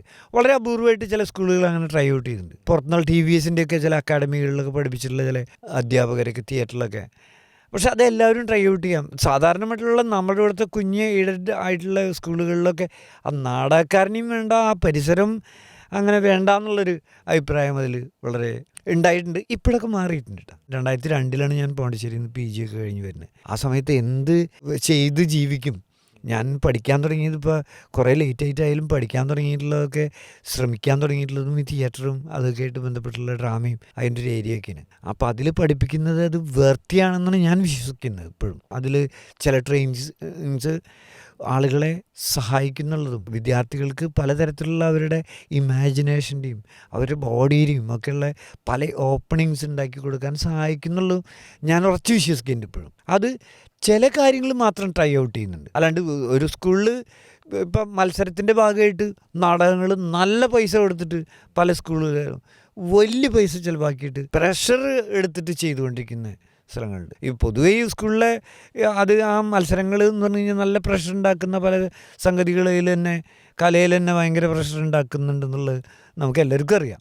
ഓരോ കുട്ടികൾ അതിന് വേണ്ടി സ്ട്രെയിൻ ചെയ്യുന്നതും അത് തിയേറ്ററിലുണ്ട്, അതുപോലെ തന്നെ നാടകത്തിലുണ്ട്. അതുപോലെ തന്നെ അത് ആ സമയത്തേക്ക് വേണ്ട ഒരു കാര്യമല്ല. ഞാൻ എൻ്റെ നാട്ടിലുള്ള ഒരു പഞ്ചായത്തിൻ്റെ ഒരു പ്രോജക്റ്റ് വന്ന സമയത്ത് ഞാൻ നാട്ടിലുള്ള കുട്ടികൾക്ക് കലാപരിശീലനം കുട്ടികൾക്ക് എന്നിട്ട് പ്രോജക്റ്റ് എഴുതി കൊടുത്തു. അത് എഴുതി കൊടുത്തിട്ട് ഞാൻ 4-5 സ്കൂളുകൾ LP സ്കൂളുകളുണ്ട്, 5 LP സ്കൂളുകൾ ടാർഗറ്റ് ചെയ്തിട്ട് ഇതിങ്ങനെ പല ക്ലാസ്സുകൾ അവിടെ ചെറിയ മ്യൂസിക് സെഷൻസ്, ചില യോഗ സെഷൻസ്, തിയേറ്ററിൻ്റെ തന്നെ സെഷൻസ്, അങ്ങനെ വളരെ വ്യത്യസ്തമായിട്ടുള്ള കുറേ സംഭവങ്ങളൊക്കെ വെച്ചിട്ട് എല്ലാ സ്കൂളുകളിലും മാറി മാറി എൻ്റെ സുഹൃത്തുക്കളെയൊക്കെ വെച്ചിട്ട്. അപ്പോൾ അത് അത്ര പ്രാക്ടിക്കലൊന്നുമല്ല. കാരണം ആകെ 25,000 രൂപ അന്നത്തെ സമയത്ത് ആ പ്രോജക്റ്റിൽ വെച്ചിരുന്നത്. അത് തന്നെ പഞ്ചായത്തിൽ ഇതെല്ലാം കഴിഞ്ഞ് കഴിഞ്ഞിട്ട് ബില്ല് അവർ കൊടുത്തിട്ടാണ് ഇതിൻ്റെ ഒരു പൈസ എമൗണ്ട് തരുന്നത്. സാധാരണമായിട്ടുള്ള പാവപ്പെട്ട നാടകക്കാരനെയൊക്കെ സംബന്ധിച്ചിടത്തോളം ഇത് ചെയ്തു പോകണ്ടേ, നിലനിന്ന് പോകണ്ടേ? ഇത് ഈ പഞ്ചായത്തിൻ്റെ ഈ ബില്ലിങ് പരിപാടിയും വെച്ചിട്ടൊന്നും നടത്തിക്കൊണ്ടു പോകാൻ പറ്റില്ല. അപ്പം ഞാൻ ആലോചിച്ചൊരു കാര്യം എന്ന് വെച്ചാൽ ഈ വെക്കേഷനിൽ പഠിപ്പിക്കുന്ന പരിപാടിയായി മാറുന്നത് കല മറ്റുള്ള മാത്സും സയൻസും ഒക്കെ പഠിപ്പിക്കുന്ന അതേ സമയത്ത് തന്നെ എന്തുകൊണ്ട് തുടങ്ങിക്കൂടാ? ജൂൺ ജൂലൈ മാസത്തിൽ തന്നെ ഈ അധ്യാപനം ഉണ്ടായിക്കൂടെ? അതിൻ്റെ കൂടെ അങ്ങനെ പല ആലോചനകളുണ്ടായിട്ടുണ്ട്. അല്ല ഇപ്പോഴൊക്കെ അതിൽ വേറെ വ്യത്യാസമുണ്ട്. ഇപ്പം എൻ്റെ ഭാര്യ മലയാളം പഠിപ്പിക്കുന്ന ടീച്ചറായതുകൊണ്ട് തന്നെ അവർ പലപ്പോഴും ഇപ്പോൾ പറയുന്നുണ്ട്, ഇപ്പോൾ നാടകം പഠിക്കാനുണ്ട് കുട്ടികൾക്ക്. വാസുദേവപിള്ളയുടെ പക്ഷിക്കുഞ്ഞിൻ്റെ മരണം എന്ന് പറഞ്ഞാൽ കുട്ടികൾക്കൊന്നും മനസ്സിലാവണില്ല ഇതെന്താണ് ഇത് സംഭവം എന്നുള്ളത്. ഞാൻ പറഞ്ഞു എന്നെ വിളിക്കൂ, അല്ലെങ്കിൽ നല്ലോണം നാടകം അറിയുന്ന ചെറു പിള്ളേരൊക്കെ ഉണ്ട്, ഒരുപാട് പേര് നാടകം ചെയ്യുന്നുണ്ട്. ഒരൊറ്റ പ്രാവശ്യം നമ്മൾ അങ്ങനത്തെ ഒരു നാടകം, അങ്ങനത്തെ ഒരു ടെക്സ്റ്റ് എടുത്തിട്ട് നമ്മൾ കുട്ടികൾക്ക് അത് വിഷ്വലൈസ് ചെയ്യാനുള്ള എന്തെങ്കിലും സാധ്യത, ഒരു വലിയ നാടകം ഉണ്ടാക്കുക എന്നുള്ളതല്ല പറഞ്ഞത്. ആ ടെക്സ്റ്റിനെ വെച്ചിട്ട് അതിൻ്റെ ഉള്ളിൽ സംസാരിച്ചുകൊണ്ട് ചിലപ്പോൾ 1-2 ക്ലാസ് നന്നായിട്ട് നടന്നു കഴിഞ്ഞാൽ മറക്കില്ല. പിന്നെ ഷേക്സ്പീരിയൻ നാടകം ആയിക്കോട്ടെ, നമ്മളതിൻ്റെ കഥ ശരിക്കും വേണ്ടത്ര രീതിയിൽ ഇഫക്റ്റീവായിട്ട് ചിലപ്പോൾ പല ടീച്ചേഴ്സിനേക്കാളും ഭംഗിയായിട്ട് ചിലപ്പോൾ അത് ചെയ്യാൻ പറ്റുന്ന ടീച്ചേഴ്സിനെ വെല്ലുവിളിക്കുകയില്ല ആ കാര്യത്തിൽ. കാരണം അത് ആളുകളുടെ ഒരു എക്സ്പീരിയൻസിലേക്ക് പെട്ടെന്ന് ചേർന്ന് പോകും. നരേന്ദ്രപ്രസാദൊക്കെ അങ്ങനെ കോളേജിൽ അങ്ങനെ ക്ലാസ് എടുത്ത് പരീക്ഷ എഴുതാൻ ബുദ്ധിമുട്ടുണ്ടാവില്ല. മറ്റേത് പരീക്ഷയ്ക്ക് വേണ്ടി പഠിപ്പിക്കുന്ന ടീച്ചേഴ്സിൻ്റെ ടോൺ തന്നെ പലപ്പോഴും ഇപ്പോഴും ശ്രദ്ധിച്ചറിയാം. സ്കൂളുകളിൽ നമ്മൾ പോകുന്ന സമയത്ത് അവരിങ്ങനെ ഒരു പ്രത്യേക തരത്തിലുള്ള ടോണിൽ ഇങ്ങനെ സംസാരിച്ചുകൊണ്ടിരിക്കുന്നുണ്ടാവും പല ടീച്ചേഴ്സും. അതിൽ നാടകം പഠിപ്പിക്കാൻ പറ്റിക്കൊള്ളണമെന്നില്ല, അല്ലെങ്കിൽ സാഹിത്യം പഠിപ്പിക്കാൻ അത് പോരായിരിക്കും ചിലപ്പോൾ ചില സമയത്ത്. ഈ 70കളിൽ യൗവനം ആഘോഷിച്ചു തുടങ്ങിയ ഒരാളാണ് താങ്കൾ. അപ്പോൾ ഏതാണ്ട് ഒരു 50 വർഷത്തിനുള്ളിൽ ഈ കലാകാരൻ്റെ ഒരു അരാജക ജീവിതത്തിനുള്ള എല്ലാ സാധ്യതകളും നമ്മുടെ മുന്നിൽ നിൽക്കുന്നുണ്ടായിരുന്നു. അപ്പോൾ ഇപ്പോൾ നമ്മൾ പറയും ഇതുപോലെ താടി മുടിയൊക്കെ വളർത്തിയ ഒരാളെന്ന് പറഞ്ഞാൽ അവൻ നേരെ കഞ്ചാവ് അടിക്കുന്ന പയ്യനായിട്ട് ഡയറക്റ്റ് മുദ്ര കുത്തുന്നൊരു കാലം കൂടിയാണ്. അപ്പോൾ ഒരു ആർട്ടിസ്റ്റിൻ്റെ എല്ലാവിധ സ്വാതന്ത്ര്യങ്ങളും, അവൻ്റെ ഒരു മൂഡ് സ്വിങ്സ്, കലാകാരൻ്റേതായിട്ടുള്ള എല്ലാവിധ മൂഡ് സ്വിങ് അവന് ഭയങ്കര ഒരു ഘടകമാണ്. അപ്പോൾ ഒരു ലഹരിയുടെ ഒരു വഴിയിൽ കൃത്യമായിട്ടൊരു വട്ടം വരച്ചതിനുള്ളിൽ നിന്നത് നന്നായി എന്ന് ഇപ്പോൾ തോന്നാറുണ്ട്. എൻ്റെ ഓർമ്മയിൽ ഞാൻ ഇവിടുത്തെ പഴയ ബാറുകളിലൊക്കെ പാട്ട് പാടിയിട്ടുണ്ട്. കോഴിക്കോട് അങ്ങനെയൊക്കെ കുറേ സ്ഥലങ്ങളുണ്ട്. വയലൻസ് ഒന്നും അത്രയ്ക്ക് ഉണ്ടായിരുന്നില്ല, ഗുണ്ടായിസ് ഒന്നും ഉണ്ടായിരുന്നില്ല. വലിയ അലമ്പില്ലാതെ നല്ല സന്തോഷകരമായിട്ട് ചിലപ്പോൾ ബാറുകളിലൊക്കെ പാടിയും വർത്താനം പറഞ്ഞും പിരിഞ്ഞു പോകുന്ന വീട്ടിലുള്ള സംഭവങ്ങൾ എക്സ്പീരിയൻസിൽ എനിക്ക് ഓർമ്മയുണ്ട്. ഇപ്പം അതൊക്കെ മാറിയിട്ടുണ്ട്. അതൊന്നും അങ്ങനത്തെ ഒരു കാലമല്ല.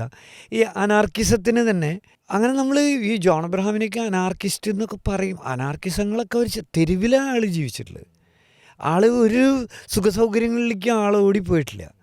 ആൾ തെരുവിൽ നിന്ന് തെരുവിലേക്ക് എന്ന് പറയുന്ന പോലെ തന്നെ മനോഹരമായ കഥകളുടെ ഒരു സ്പോണ്ടേനിയസ് ആയിട്ട് കഥ പറഞ്ഞുകൊണ്ടിരിക്കുകയും ഒക്കെ ചെയ്യുന്നൊരു മനുഷ്യനായിരുന്നു. രസകരമായിട്ട് പ്രസൻറ്റ് ചെയ്യുന്ന ഒരാളായിരുന്നു ജോൺ. അപ്പം അത് കേൾക്കാനുള്ള ആൾക്കാരുടെ, ഇപ്പം അദ്ദേഹം ഒരു മറ്റേ ആ ബിൽഡിങ്ങിൻ്റെ മുകളിൽ നിന്ന് വീണ് മരിക്കുന്ന സമയത്ത് കുറേ ആൾക്കാർ കഥ കേൾക്കാതിരിക്കുന്നതിൻ്റെ ഉള്ളിൽ നിന്ന് മദ്യവെച്ചിട്ട് അവിടെ നിന്നാണ് ആൾ പോകുന്നത്. ഇപ്പം പല സ്ഥലങ്ങളിൽ നമ്മളിപ്പോൾ കേൾക്കുന്ന സമയത്ത് കേരളത്തിൽ ഒരുപാട് കലാകാരന്മാർ അങ്ങനെ റോഡ് സൈഡിൽ വീണ് മരിച്ചു പോയിട്ടുണ്ട്. ജോസ് ചെറുമൽ എന്നുള്ള നാടകക്കാരൻ ഒരിക്കൽ ഒരു ചെളിവെള്ളത്തിലേക്ക് മൂക്കടിച്ച് വീണ് അവിടെ നിന്ന് മരിച്ചിട്ട് അജ്ഞാത ശരീരം ഇവിടെ മെഡിക്കൽ കോളേജിൽ കിടക്കുന്നു എന്ന് പറഞ്ഞിട്ടുള്ള വാർത്ത വന്നിട്ട് തിരിച്ചറിഞ്ഞിട്ട് അതിൻ്റെ പോയിട്ടുള്ള എൻ്റെ കൂട്ടത്തിൽ ഒരാളിന് ഞാൻ സുരാസ് അങ്ങനെ മരണപ്പെട്ടു പോയിട്ടുള്ളതാണ്. അയ്യപ്പൻ അങ്ങനെ മരിച്ചു പോയിട്ടുള്ളതാണ്. ജോൺ അബ്രഹാം അങ്ങനെ മരിച്ചു പോയിട്ടുള്ളതാണ്. കലാകാരനെ സംബന്ധിച്ചിടത്തോളം അയാളുടെ അനാർക്കിസം എന്ന് പറഞ്ഞ ആളുകൾ തള്ളിക്കളയുന്ന കാര്യങ്ങളൊക്കെ പലയിടത്തും അതുണ്ടായിട്ടുണ്ട്. ഇപ്പോൾ BV കാരന്തിൻ്റെ എന്ന് പറഞ്ഞാൽ ഭയങ്കര ഗുരുസ്ഥാനീയനായിട്ടുള്ളൊരു അധ്യാപകൻ അധ്യാപകനാണ് എന്നെ സംബന്ധിച്ചിടത്തോളം BV കാരന്ത്. ഞങ്ങൾ ഒരുമിച്ച് എനിക്ക് നാടകമൊക്കെ പഠിപ്പിച്ചു തന്നിട്ട് ഞങ്ങൾ ഡ്രാമ സ്കൂളിലായിരിക്കുന്ന സമയത്ത് അദ്ദേഹത്തിനെ കണ്ടിട്ടുണ്ട്. നാഷണൽ സ്കൂൾ ഓഫ് ഡ്രാമയിലായിരിക്കുന്ന സമയത്ത് ഞാൻ കണ്ടിട്ടുണ്ട്. ആൾക്കൊരു വലിയ കേസ് നാഷണൽ സ്കൂൾ ഓഫ് ഡ്രാമയിൽ ഇതിൽ വിഭാ മിശ്ര കേസ് എന്നൊക്കെ പറഞ്ഞിട്ട് ആ സമയത്ത് ഭയങ്കരമായ സ്വന്തം സ്റ്റുഡൻറ്റിൻ്റെ മണ്ണെണ്ണ ഒഴിച്ച് കത്തിക്കാൻ ശ്രമിച്ചു എന്നൊക്കെ പറഞ്ഞിട്ടുള്ള വലിയ കേസ് ഉണ്ടാവുകയും ആളെ അവിടെ ജയിലിലാവുന്ന വിധത്തിലുള്ളൊരു സാഹചര്യം വരുന്ന സമയത്ത് അന്ന് ഹെഗ്ഡെയാണ്, രാമകൃഷ്ണ ഹെഗ്ഡെ മുഖ്യമന്ത്രി ആയിരിക്കുന്ന സമയത്ത് ഞാൻ കേട്ടിട്ടുള്ള കഥയാണ്. രംഗായന എന്നുള്ളൊരു ഇൻസ്റ്റിറ്റ്യൂട്ട് മൈസൂർ സ്ഥാപിച്ചിട്ട് അതിൻ്റെ ഹെഡായിട്ട് ആളവിടെ കൊണ്ടുവന്ന് ഇരുത്തുകയാണ് ചെയ്യുന്നത്. ഭയങ്കര ഇതുള്ള നീക്കങ്ങൾ നടത്തുന്നുണ്ട്. ചിലപ്പോൾ കലാകാരനെ സംരക്ഷിക്കേണ്ടത് അത് അങ്ങനെ നോക്കുമ്പോൾ കുറച്ച് വൈരുദ്ധ്യങ്ങളുണ്ട് അത്തരം കാര്യങ്ങളിൽ. അങ്ങനെ ആളുകൾ അങ്ങനെ അത് ശരി അങ്ങനെ അങ്ങോട്ട് അംഗീകരിക്കുന്നില്ല ആ കലാ ഇതുകളെ. അത് വേറെ ഒരു രീതിയിലുള്ളൊരു സങ്കല്പമായിട്ട് നമ്മുടെ ഒരു ജീവിതത്തിന് നമുക്ക് വ്യക്തിപരമായിട്ടുള്ള ഒരു തീരുമാനങ്ങൾ ഉണ്ടായിരുന്നു ഈ ഒരു വഴിയിലൂടെ ഒഴുകുമ്പോൾ. ഞാൻ പറഞ്ഞല്ലോ നേരത്തെ തന്നെ നമ്മൾ വിചാരിക്കുന്ന വെച്ചുള്ളൊരു തുല്യതയുടെ സങ്കല്പം മനുഷ്യനും ഒക്കെ തമ്മിൽ തിരിച്ചറിയുകയും സ്നേഹത്തോടുകൂടി ജീവിക്കുന്നൊരു പരിസരം വേണമെന്ന് തന്നെ നമ്മൾ ആഗ്രഹിക്കുന്നത്. അതിന് ചിലപ്പോൾ യുദ്ധവിരുദ്ധത നമ്മളവിടെ പറയണം എന്ന് വിചാരിക്കുന്നുണ്ടായിരിക്കും. അല്ലെങ്കിൽ ചിലപ്പോൾ പുതിയ സമ്പദ്ക്രമം വരണം, എല്ലാ മനുഷ്യർക്കും കുറച്ച് സന്തോഷകരമായ ഒരു ജീവിതം വേണമെന്ന് തന്നെയാണ് നമ്മൾ ആഗ്രഹിക്കുന്നത്. അത് അന്നും ഇന്നും അങ്ങനെ തന്നെയാണ്. ചിലപ്പോൾ ആ പ്രായത്തിൻ്റെ അതുകൊണ്ട് നമ്മൾ നാളെ തന്നെ ഈ ലോകം മാറ്റിമറിക്കാൻ നമുക്ക് പറ്റുന്നുള്ള ആ ഒരു ചുരത്തളപ്പുണ്ട് അങ്ങനെ ഇറങ്ങി നടന്നിട്ടുണ്ട്.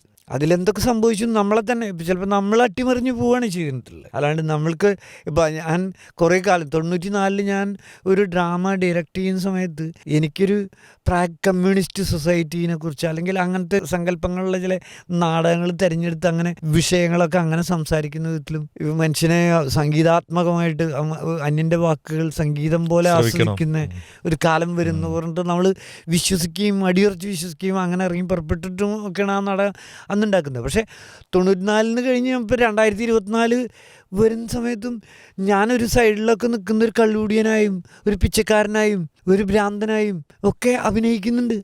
ചെറിയ വേഷങ്ങളിൽ, നോട്ട് സിഗ്നിഫിക്കൻ്റ് അറ്റ് ഓൾ. പലതിലും അത്ര സിഗ്നിഫിക്കൻ്റ് ആയിട്ടുള്ള വേഷമൊന്നുമില്ല, സൈഡിലിങ്ങനെ വന്നു പോകുന്നുണ്ട്. അപ്പോൾ ടോട്ടൽ സിനിമയിലകത്ത് പറഞ്ഞു പോകുന്ന അത്ര വലിയ നല്ല കാര്യമാവണമെന്നില്ല. ആ സിനിമ ഉണ്ടാക്കുന്ന ആളുടെ ഇതിനനുസരിച്ചാണ് അത് ഉണ്ടാവുന്നത്. അല്ലാണ്ട് നമുക്കൊന്നും പറയാനില്ല അതിൻ്റെ ഉള്ളിലൊന്നും. നമ്മൾക്ക് ആ സിനിമയിൽ ആ പർട്ടിക്കുലർ മൊമെൻറ്റ് അഭിനയിച്ചിട്ടുള്ളതിന് എത്ര ദിവസം 2 ദിവസം 4 ദിവസം എന്ന് പറഞ്ഞാൽ കണക്ക് പറഞ്ഞ് ആ ഒരു ചെറിയ പൈസ കിട്ടുമ്പോൾ അതൊരു സാമ്പത്തികമായിട്ടുള്ള നമ്മളുടെ സേഫ്റ്റി മാത്രമല്ല, അല്ലെങ്കിൽ കുഞ്ഞുങ്ങൾക്ക് ഡ്രസ്സ് എടുക്കാനോ അല്ലെങ്കിൽ അവരുടെ വിദ്യാഭ്യാസത്തിനൊക്കെ സഹായിക്കുന്നൊരു സംഗതിയായി മാറുന്നത്. അങ്ങനെയാണ് അത് ചൂസ് ചെയ്യുന്നത്. അപ്പം നമ്മൾ ഇതിനെയൊക്കെ വിഴുങ്ങി കളഞ്ഞോ, നമ്മൾ മറന്നുപോയിട്ടല്ല, അതൊക്കെ അവിടെ തന്നെ ഉണ്ട്, അതൊക്കെ അവിടെ തന്നെ ഉണ്ടാവുകയും ചെയ്യുന്നുള്ള സമയം എന്ന് തോന്നുന്നു. ഈ മുടിയും താടിയും വളർത്തിയിട്ടുള്ളതിൻ്റെ ഉള്ളിലുള്ള അത് ധിക്കാരം മാത്രമൊന്നുമല്ല. അത് ചിലപ്പോൾ നമ്മളുടെ രൂപത്തിന് ഇതും കൂടി ഒന്ന് കിടക്കട്ടെ. അത് പിന്നെ താടി ഞാൻ ശരിക്കും എൻ്റെ ജോയൊക്കെ ചെറുതായ കാരണം താടിയൊക്കെ വന്നപ്പോൾ പിന്നെ ചിലതിലങ്ങനെ ലോക്കായി പോകില്ല നമ്മൾ. ശരി താടിയും മുടിയൊക്കെയാണ് നമ്മൾ ആ രൂപം കൊണ്ട് നമ്മളെ ശ്രദ്ധിക്കും ആളുകൾ. അപ്പോൾ അതുകൊണ്ട് നമ്മൾക്ക് അത്ര എളുപ്പം വലിയ റോങ് ആയിട്ടുള്ള പരിപാടികളൊന്നും ചെയ്യാൻ പറ്റില്ല. നമ്മൾ ഒരു മര്യാദ കാണിക്കേണ്ടി വരും. അല്ലാണ്ട് ഇത് താടിയും മുടിയും വെച്ചതിൻ്റെ പേരിൽ മാത്രം കഞ്ചാവ് വലിക്കണം എന്നില്ല, അല്ലെങ്കിൽ അതിൻ്റെ പേരിൽ മാത്രം കള്ളുടിച്ചു കൊള്ളണമെന്നില്ല. ഞാനൊരു കള്ളിയത്താരൻ്റെ മകനാണ് ഇതിന് ജനിച്ചത്. അതുകൊണ്ട് എനിക്ക് കള്ള് എന്ന് പറഞ്ഞാൽ എന്നോട് ആരോ ഒരിക്കൽ ചോദിച്ചപ്പോൾ ഞാൻ പറഞ്ഞു കള്ളുടിയനായിട്ട് ഞാനിപ്പോൾ പാവാട എന്ന് പറഞ്ഞ സിനിമയിലൊക്കെ DADX സെൻറ്ററിലേക്ക് കൊണ്ടുപോകപ്പെടുന്ന ഒരു കള്ളുടിയനായിട്ടാണ് അഭിനയിച്ചിട്ടുള്ളത്. എന്നോട് ആൾ ചോദിച്ചോ കള്ളുടിക്ക് ഒക്കേഷനിൽ കള്ളുടിക്കാറുണ്ട്. പിന്നെ കള്ളിനോട് അങ്ങനെ ആർത്തിയൊന്നുമില്ല. കാരണം നമ്മൾ ചെറുപ്പം മുതലേ നമ്മളുടെ നമ്മൾക്ക് ഓണത്തിനെന്നൊക്കെ പറഞ്ഞു കഴിഞ്ഞാൽ ഒരു കള്ളും കുപ്പി അതിൻ്റെ ഒരു ബ്രാൻഡിയും കള്ളുമൊക്കെ വീത് വയ്ക്കുന്ന പോലെ വെച്ചിട്ട് അതിനടുത്ത് കുറേശ്ശെ അവരവരുടെ പ്രായത്തിനനുസരിച്ച് ചെറിയ ഗ്ലാസ്സുകളിൽ കുടിക്കണം ചെറുപ്പം മുതലേ. അല്ലാണ്ട് നമുക്കത് ഭയങ്കര നിഷിദ്ധമായിട്ടുള്ളൊരു കാര്യമായിട്ട് തോന്നിയില്ല.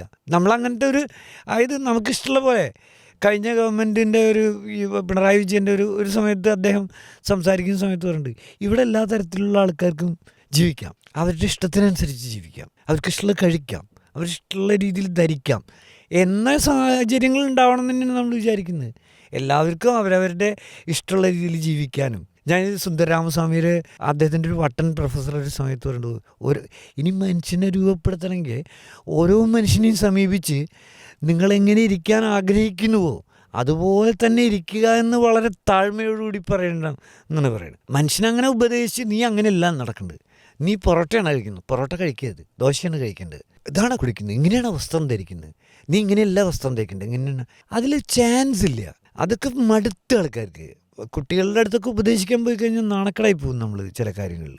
മനുഷ്യന് അവനിഷ്ടമുള്ള കാര്യങ്ങൾ എങ്ങനെയാണോ ജീവിക്കാൻ ആഗ്രഹിക്കുന്നത് അതുപോലെ തന്നെ ജീവിക്കാൻ തന്നെ പറയേണ്ടി വരും എന്നെനിക്ക് തോന്നുന്നു. അത് നല്ല ഒരു ആൾ പറയുന്നുണ്ട്, നിൻ്റെ കാലടി ചുവടുകളിൽ തളിരിടുന്നതെന്തോ അതാണ് സംസ്കാരം. അല്ലാതെ നിനക്ക് എത്തിപ്പിടിക്കാൻ ചക്രവാളത്തിനപ്പുറം എന്തോ ഒരു ഉണ്ട തൂങ്ങിക്കിടക്കുന്നു എന്ന ഒരു സങ്കല്പം ഇനി വേണ്ട. ഉണ്മയുടെ സത്യത്തിൻ്റെ ക്ഷണികമായ അംശം കൂടെ ആനന്ദമുളവാക്കുന്നവയാണ്. യാത്ര തുടരുക. പൂർണ്ണത എന്നൊന്നില്ല, ഉള്ളത് പോരാട്ടം എന്ന് പറയേണ്ട ആൾ. ആ സ്ട്രഗിളാണ്. ആ സ്ട്രഗിൾ ആൻഡ് ഹോപ്പ് എന്ന് തന്നെ പറയേണ്ടി വരും ഇതിനെ. എനിക്കങ്ങനെ തോന്നുന്നു. നമ്മൾ ഒരു ദിവസം ഒന്ന് ഭയങ്കര സന്തോഷമായിട്ട് ഇവിടെ ജിവിൻ്റെ കൂടെ ഇൻ്റർവ്യൂവിൽ വന്ന് സംസാരിക്കുന്ന നമ്മൾ തൊട്ടടുത്ത മൊമെൻറ്റിൽ ഭയങ്കര ഡ്രാസ്റ്റിക് ആയിട്ടുള്ള ഭയങ്കര വേദനാജനകമായ വാർത്തകൾ കേൾക്കേണ്ടി വരുന്നുണ്ട്. നമ്മൾ ആഗ്രഹിക്കുന്നതല്ല ഒന്നും. മനുഷ്യൻ്റെ ജീവിതം എന്ന് പറഞ്ഞാൽ യുദ്ധം, അല്ലെങ്കിൽ എന്തിനാ ഇവർ ഇങ്ങനെ യുദ്ധം ചെയ്തുകൊണ്ടിരിക്കുന്നത്? എത്രയോ കാലം മുമ്പ് ഈ ചാർലി ചാപ്ലിൻ്റെയൊക്കെ സിനിമയൊക്കെ വന്നുള്ള ഗ്രേറ്റ് ഡിറ്റക്ടേഴ്സ് സിനിമയിലൊക്കെ അയാൾ എന്ത് ഭംഗിയായിട്ട് അയാൾ ഡീസൻ്റായിട്ട് ജീവിക്കാനുള്ള മനുഷ്യൻ്റെ ഒരു പരിസരത്തിനെ കുറിച്ച് പറയണു. യുദ്ധം ഉണ്ടാക്കുന്ന ടെററുകളെ കുറിച്ച് പറയും. നമ്മൾ ഈ യുദ്ധത്തിൻ്റെ അടുക്കൽ എപ്പോഴും ജീവിക്കുന്നത്, എപ്പോഴും ആളുകളുടെ ഇടയിലും ഈ അസഹിഷ്ണുതയും എല്ലാം വളർന്ന് ഭയങ്കര വലിയ കാടുകളായി മാറിയിരിക്കുക. അസഹിഷ്ണുതയ്ക്ക് സമൂഹത്തിൽ എവിടെ നോക്കിയാലും നമ്മളെ അസ്വസ്ഥമാക്കുന്നത്. അപ്പം നമ്മൾ അങ്ങനെ പേടിച്ച് ഇറണ്ട് നമുക്ക് ജീവിക്കാൻ പറ്റില്ല. നമ്മളിതിൽ സ്ട്രഗിൾ ചെയ്ത് ഈ പോരാടി തന്നെ പുതിയ സ്വപ്നങ്ങൾ കണ്ട് പോരാടി തന്നെ നമ്മൾ ഇവിടെ കഴിഞ്ഞു പോകേണ്ടി വരും. എൻ്റെ നാട്ടിലൊക്കെ എന്ന് പറഞ്ഞാൽ നല്ല കള്ളിയത്തുകാരുടെ നാടായിരുന്നു എനിക്ക് അവരുടെയൊക്കെ ജീവിതങ്ങൾ ചെറിയ ഒരു ഭൂമി, കുറച്ച് നിലം, കുറച്ച് പശു അല്ലെങ്കിൽ ആട്, അങ്ങനത്തെ കോഴി, താറാവ്, ഭയങ്കര സംതൃപ്തമായിട്ടുള്ള ജീവിതം ജീവിച്ചിരുന്നു. 2 വലിയ കത്തികളുണ്ടായിരിക്കും ചെത്തുകാരൻ്റെ അരയിൽ. 2 വലിയ കത്തി, ഒരു വീതിയുള്ള കത്തി എന്നൊക്കെ പറഞ്ഞു കഴിഞ്ഞാൽ വീശിക്കഴിഞ്ഞാൽ തല പോവും. ഒരിക്കലും അവരത് അങ്ങനത്തെ ഉള്ള കാര്യങ്ങൾക്ക് ഉപയോഗിക്കാനല്ല, അത് അതിൻ്റെ പണിക്ക് ചെത്താൻ വേണ്ടിയിട്ട് തന്നെയാണ്. അതിലത്തെ ചിന്നക്കത്തി, ചേറ്റുകത്തി എന്ന് പറയും. വലിയ കത്തിയാണ് ഭയങ്കര വീതിയുള്ളതാണ്, അത് കൊല അരിയാനേ ഉപയോഗിക്കുള്ളൂ. ചെറിയ നൈസായിട്ട് അരിഞ്ഞു പോകണം, അതിനുള്ള അത്രയും ഷാർപ്പായിരിക്കും അത്. ഓരോ ദിവസം മുറിച്ച് കൂട്ടി വയ്ക്കുന്നത്. അതിലത്തെ ചിന്നക്കത്തി എന്ന് പറഞ്ഞ കത്തി എടുത്തിട്ട് ചെറിയ വടിയൊക്കെ വെട്ടിയിട്ട് കുട്ടികളെ അടിക്കുള്ളൂ, അല്ലെങ്കിൽ അതൊന്നും ഉയർത്തിയ ആൾക്കാരെ നേരെ ഭീഷണിപ്പെടുത്തുകയൊന്നുമില്ല. അപ്പോൾ ആംഡായിട്ടുള്ളൊരു തൊഴിലാളി വിഭാഗമായിരുന്നു അവർ റെസിസ്റ്റ് ചെയ്യുന്ന സമയത്തൊക്കെ ഭയങ്കര പവറായിരുന്നു എന്ന് തോന്നുന്നുണ്ട്. കൊലമുറി കേസ് എന്നൊക്കെ പറഞ്ഞുള്ള പണ്ടുണ്ടായിട്ടുള്ള സമരങ്ങളെക്കുറിച്ചൊക്കെ പറഞ്ഞു കേട്ടുള്ളത്. കാരണം ഇത് എപ്പോഴും ഈ ആയുധവും ഒക്കെ കയ്യിലുള്ളതുകൊണ്ട് തന്നെ ശാന്തരായിരുന്നു. സിംഹത്തിൻ്റെ നടയെ പോലെ തോന്നും. ഇങ്ങനെ ആരെയൊക്കെ കുലുക്കി ഇങ്ങനെ നടന്നു വരുന്നതൊക്കെ. ഞാൻ എൻ്റെ അപ്പൻ്റെ കാര്യമൊക്കെ പറയും. അപ്പനൊക്കെ തെങ്ങിൻ്റെ മുകളിലൊക്കെ ഇരിക്കുമ്പോൾ നമ്മൾ ഈ ഇടിവെട്ടും മഴയൊക്കെ പെയ്തുകൊണ്ടിരിക്കുന്ന സമയത്ത് മുകളിലൊക്കെ ചെറിയ ടോർച്ചിൻ്റെ വെളിച്ചത്തിലൊക്കെ ഇങ്ങനെ കള്ളി എത്തുന്നതിന് തെങ്ങിൻ്റെ പണികൾ ചെയ്തുകൊണ്ടിരിക്കുന്നുണ്ടാവും. അപ്പം അങ്ങനെ ചെറിയ പാട്ട് എന്നൊക്കെ പറഞ്ഞിട്ട് ഇങ്ങനെ ചെറിയ പാട്ടൊക്കെ ഇങ്ങനെ കേൾക്കാം. നമ്മൾ താഴെ വീടുകളിൽ പേടിച്ചൊക്കെ ഇങ്ങനെ നോക്കുന്ന സമയത്ത് അപ്പൻ മുകളിൽ തെങ്ങിൻ്റെ മുകളിൽ ഈ ഇങ്ങനെ പാട്ടൊക്കെ പാടിച്ചിങ്ങനെ ഭയങ്കര വിരിഞ്ഞ നെഞ്ചത്തൊക്കെ ഇങ്ങനെ മഴവെള്ളവും വേർപ്പും ഇതൊക്കെ ഇങ്ങനെ കലർന്നിട്ടുള്ള ഭയങ്കര പവർഫുള്ളായിട്ടുള്ള മനുഷ്യർ ആയിരുന്നു അവർ. നല്ല തൃപ്തമായി ജീവിക്കുകയും ചെയ്തിട്ടുണ്ട്. മാത്രമല്ല അവിടെ അവർ ചെയ്യുന്ന ധീരതയ്ക്ക് അക്കൗണ്ടബിലിറ്റി ഉണ്ടായിരുന്നില്ല. ഇല്ല, അവർ ഇപ്പം അതിലത്തെ ഒരു വലിയ വിഭാഗം ആൾക്കാരെന്ന് വെച്ചില്ല. ഒന്നാമത് അത് പല പ്രസ്ഥാനങ്ങളും കൂടി അത് ആകെ കേരളം എന്നുള്ള പേരിൽ തന്നെ കേരം എന്നുള്ളതിൻ്റെ പേരിലാണ്. അപ്പം തെങ്ങ് അത്രയും ഭയങ്കര വിശിഷ്ടമായിട്ടുള്ളൊരു ഇതായിട്ട് നമ്മൾ വൃക്ഷമായിട്ട് നമ്മൾ കണക്കാക്കുന്നുണ്ട്. അതിൻ്റെ എല്ലാ സാധനങ്ങളും ഉപയോഗിക്കാം, എല്ലാം പ്രഷ്യസ് ആണ്. എന്നിട്ട് ഇത്ര നാളായിട്ട് ഇവിടെ നല്ലൊരു സംവിധാനം, നല്ലൊരു മദ്യം അതിൽ നിന്നുണ്ടാക്കുന്ന വിധത്തിലുള്ള ഏറ്റവും റിലയബിളായിട്ടുള്ള ലെവലിൽ ആൾക്കാർ ഉപയോഗിക്കാവുന്നൊരു മദ്യം അതിൽ നിന്ന് ഉണ്ടാക്കാമായിരുന്നില്ലേ? ഇത്രയും അധികം അത് ചുറ്റുതൊഴിലാളി പ്രസ്ഥാനമൊക്കെ ഭയങ്കര ഇമ്പോർട്ടൻ്റ് ആയിരുന്നു ഒരു സമയത്ത്. ഭയങ്കര നിർണായകമായ പങ്ക് കമ്മ്യൂണിസ്റ്റ് മൂവ്മെൻറ്റുകളിലൊക്കെ വഹിച്ചിട്ടുള്ള ആൾക്കാരൊക്കെ അതിൻ്റെ ഉള്ളിലുണ്ട്. എന്തുകൊണ്ട് അതങ്ങനെ മെച്ചപ്പെട്ടൊരു ലെവലിലേക്ക് അത് വന്നില്ല? അങ്ങനെ നോക്കണമെങ്കിൽ അത് ഭയങ്കര ചോദിക്കേണ്ട കാര്യമാണ് അത്. കാരണം പലപ്പോഴും അത് ഈ റോങ് ആയിട്ടുള്ള ലെവലിൽ ഉപയോഗിക്കപ്പെട്ടിട്ടുണ്ട്. അപ്പോൾ ആ തൊഴിലാളികൾ ഇന്നിപ്പോൾ അതിലത്തെ വലിയൊരു ശതമാനം തൊഴിലാളികളെയും ശ്രദ്ധിച്ചാൽ അറിയാം. ഞാൻ ചിലരോടൊക്കെ ഒന്ന് സംസാരിക്കണം എന്ന് വിചാരിച്ചിട്ട്, അശോകൻ ചെരുവിലൊക്കെ അദ്ദേഹമൊക്കെ എഴുതുന്നതിലൊക്കെ ഇങ്ങനത്തെ ചില ഈ കാട്ടൂർ അതിൻ്റെ അല്ലെങ്കിൽ ആ പ്രദേശത്തിൻ്റെയൊക്കെ പ്രത്യേകതകളും അതിൻ്റെ ചരിത്രവും ഇമേജറികളൊക്കെ ഭയങ്കര രസകരമായിട്ട്. അപ്പം അദ്ദേഹമൊക്കെ ഇരിക്കുന്നിടത്ത് ഇങ്ങനെ സംസാരിക്കണം എന്നൊക്കെ വെച്ചിട്ടുണ്ട് ഞാനിതിങ്ങനെ. അത് മിക്കവാറും ഈ ATM കൗണ്ടറുകളിലെ സെക്യൂരിറ്റി ഒക്കെ ആയിട്ട് വർക്ക് ചെയ്യേണ്ടി വരും. കാരണം ഒന്ന് അവരവിടെ വരുന്നതിൻ്റെ കാര്യം എന്ന് പറഞ്ഞു കഴിഞ്ഞാൽ ഭയങ്കര ഡെയർഫുള്ളാണ് അവർക്ക് അങ്ങനെ പേടിയില്ല. അപ്പോൾ അവിടേക്കാണ് അത്. രാത്രിയിൽ 2 കള്ളന്മാർ പെട്ടെന്ന് അല്ലെങ്കിൽ ഒരു കുറച്ച് ആൾക്കാർ വന്നു കഴിഞ്ഞാൽ എന്താ എന്നൊക്കെ ചോദിക്കാവുന്ന വിധത്തിലുള്ള ധൈര്യമുള്ള ആൾക്കാരായതുകൊണ്ടാണ് ആ തൊഴിലിലേക്ക് അവർ സെറ്റാവുന്നത്. അപ്പോൾ അതാണ് കാലം ആ സംഗതിയിലേക്ക് അങ്ങനെ കൊണ്ടുവന്നെത്തിക്കുന്നത്. അതിൻ്റെ ഒരു അപജയമുണ്ട് അതിന് ചില ഒരു തൊഴിലാളി പ്രസ്ഥാനത്തിൻ്റെ അല്ലെങ്കിൽ അങ്ങനത്തെ കുറേ സംഗതികളുണ്ടല്ലോ നമ്മളുടെ ഇടയിൽ എന്തെങ്കിലും നശിച്ചു പോകുന്നതും. കള്ളുകെത്തുകാരൻ്റെ മകനായി എന്ന് പറയുന്നതിൽ ഭയങ്കര നല്ല രസകരമായിട്ടാണ് നമ്മൾ ജീവിച്ചു വന്നിട്ടുള്ളത്. എല്ലാം നല്ല നല്ല സംതൃപ്തമായിട്ടാണ് ജീവിച്ചു വന്നിട്ടുള്ളത്. നല്ല രീതിയിലാണ് നമ്മളെ ട്രെയിൻ ചെയ്തിട്ടുള്ളത്. അനാവശ്യമായിട്ടുള്ള അന്ധവിശ്വാസങ്ങളൊന്നും നമ്മളുടെ അച്ഛനമ്മമാർ അടിച്ചേൽപ്പിച്ചിട്ടില്ല. ഭയങ്കര പുതിയ സ്വാതന്ത്ര്യം ഉണ്ടായിരുന്നു. എൻ്റെ അപ്പനെ എൻ്റെ നാട്ടിൽ ആദ്യമായിട്ട് വേണമെങ്കിൽ മെഡിക്കൽ കോളേജിലേക്ക് ബോഡി ഡൊണേറ്റ് ചെയ്തിട്ടുള്ള ആളായിരുന്നു. ഒരിക്കലും അങ്ങനത്തെ ആചാരങ്ങളും ചടങ്ങുകളിലും വിശ്വസിക്കുകയും ചെയ്തിരുന്നില്ല ആൾ. ഇഷ്ടമുണ്ടായിരുന്നില്ല അതിൻ്റെ എതിർപ്പുണ്ടായിരുന്നു അതിനോട്. എങ്ങനെയാണ് ആ ഒരു ധൈര്യം അവർക്ക് മരിച്ചു പോകുന്നവരുള്ളൊരു സമയം അവർക്ക് ആ ധൈര്യം സൂക്ഷിക്കാനും പറ്റിയിട്ടുണ്ടായിരുന്നു. അതൊക്കെ വളരെ ഇമ്പോർട്ടൻ്റ് ആയിട്ടുള്ള കാര്യങ്ങൾ. എത്രയും വണറബിലിറ്റി. ഇപ്പം ഞാൻ ഇന്നൊരു സൈഡാണ് അതിൻ്റെ ശരി എന്നുള്ളത് അല്ലെങ്കിൽ മറ്റേത് തെറ്റായിപ്പോയി എന്നുള്ളത് മാത്രം പറയണമല്ല. നമ്മളാ ജീവിച്ചു വന്നിട്ടുള്ള അതിൻ്റെ ചില സംതൃപ്തമായിട്ടുള്ള ചില ഏരിയകളൊക്കെ തച്ചടഞ്ഞു പോയി, അതിൻ്റെ ഇതുകളൊക്കെ മാറി, അതിൻ്റെ ചില ഗുണങ്ങൾ നമ്മൾക്ക് ഉണ്ടാവും, ചില കാര്യങ്ങളിലൊക്കെ ബാക്കിയിട്ട് അതിന് ദോഷം ഉണ്ടാവും. എന്തായാലും വളരെ ഹൃദ്യമായ ഒരു യാത്രയായിരുന്നു. നമ്മുടെ ഒരുപാട് കാഴ്ചപ്പാടുകൾ, നമ്മുടെ കരിയർ എല്ലാം നമ്മൾ ചർച്ച ചെയ്തു. ഒരു സംവിധായകൻ, ആക്ടർ എന്നതിനൊപ്പം തന്നെ നന്നായി പാട്ട് കേൾക്കുന്ന, പാട്ട് പാടാൻ ഇഷ്ടപ്പെടുന്ന, കവിത ചൊല്ലുന്ന ഒരാളാണെന്ന് നമുക്കറിയാം. അപ്പോൾ നമ്മുടെ പ്രേക്ഷകർക്ക് വേണ്ടിയിട്ട് ഇഷ്ടപ്പെട്ട ഒരു കവിതാ ശകലമോ ഒരു ചെറിയൊരു സംഗീതം കൂടി ഞങ്ങൾക്ക് കേൾക്കണമെന്ന് ആഗ്രഹമുണ്ട്. ഞാൻ ചിലപ്പോൾ വേദികളിൽ പലപ്പോഴും ഇപ്പോൾ സ്കൂളുകളിലും ചില പ്രോഗ്രാമുകൾക്കൊക്കെ തന്നെ സിനിമ പല ക്ലബുകളിലും ഇതിലൊക്കെ വിളിക്കാറുണ്ട്. അപ്പോൾ എല്ലാവർക്കും നമ്മൾ സിനിമയാണല്ലോ അതിൽ രജിസ്റ്റേർഡ് ആവുന്ന ഒരു കാര്യം.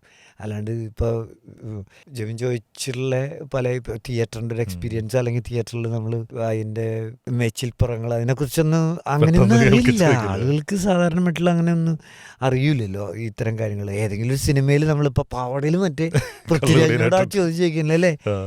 അപ്പോൾ ആ ഒരു ലൈൻ മാത്രമൊക്കെ പറയും. അപ്പം ആളുകൾ അങ്ങനെയാണ് അതിനെ ഇത് ചെയ്യുന്നത്. അപ്പം ഞാൻ പലയിടത്തും ചെല്ലുന്ന സമയത്ത് നാടകത്തിനോടുള്ള ഇഷ്ടം കൊണ്ട് നാടകത്തിൻ്റെ എൻ്റെ ഒരു സുഹൃത്ത് ഉണ്ടായിരുന്നു, വിജേഷ്.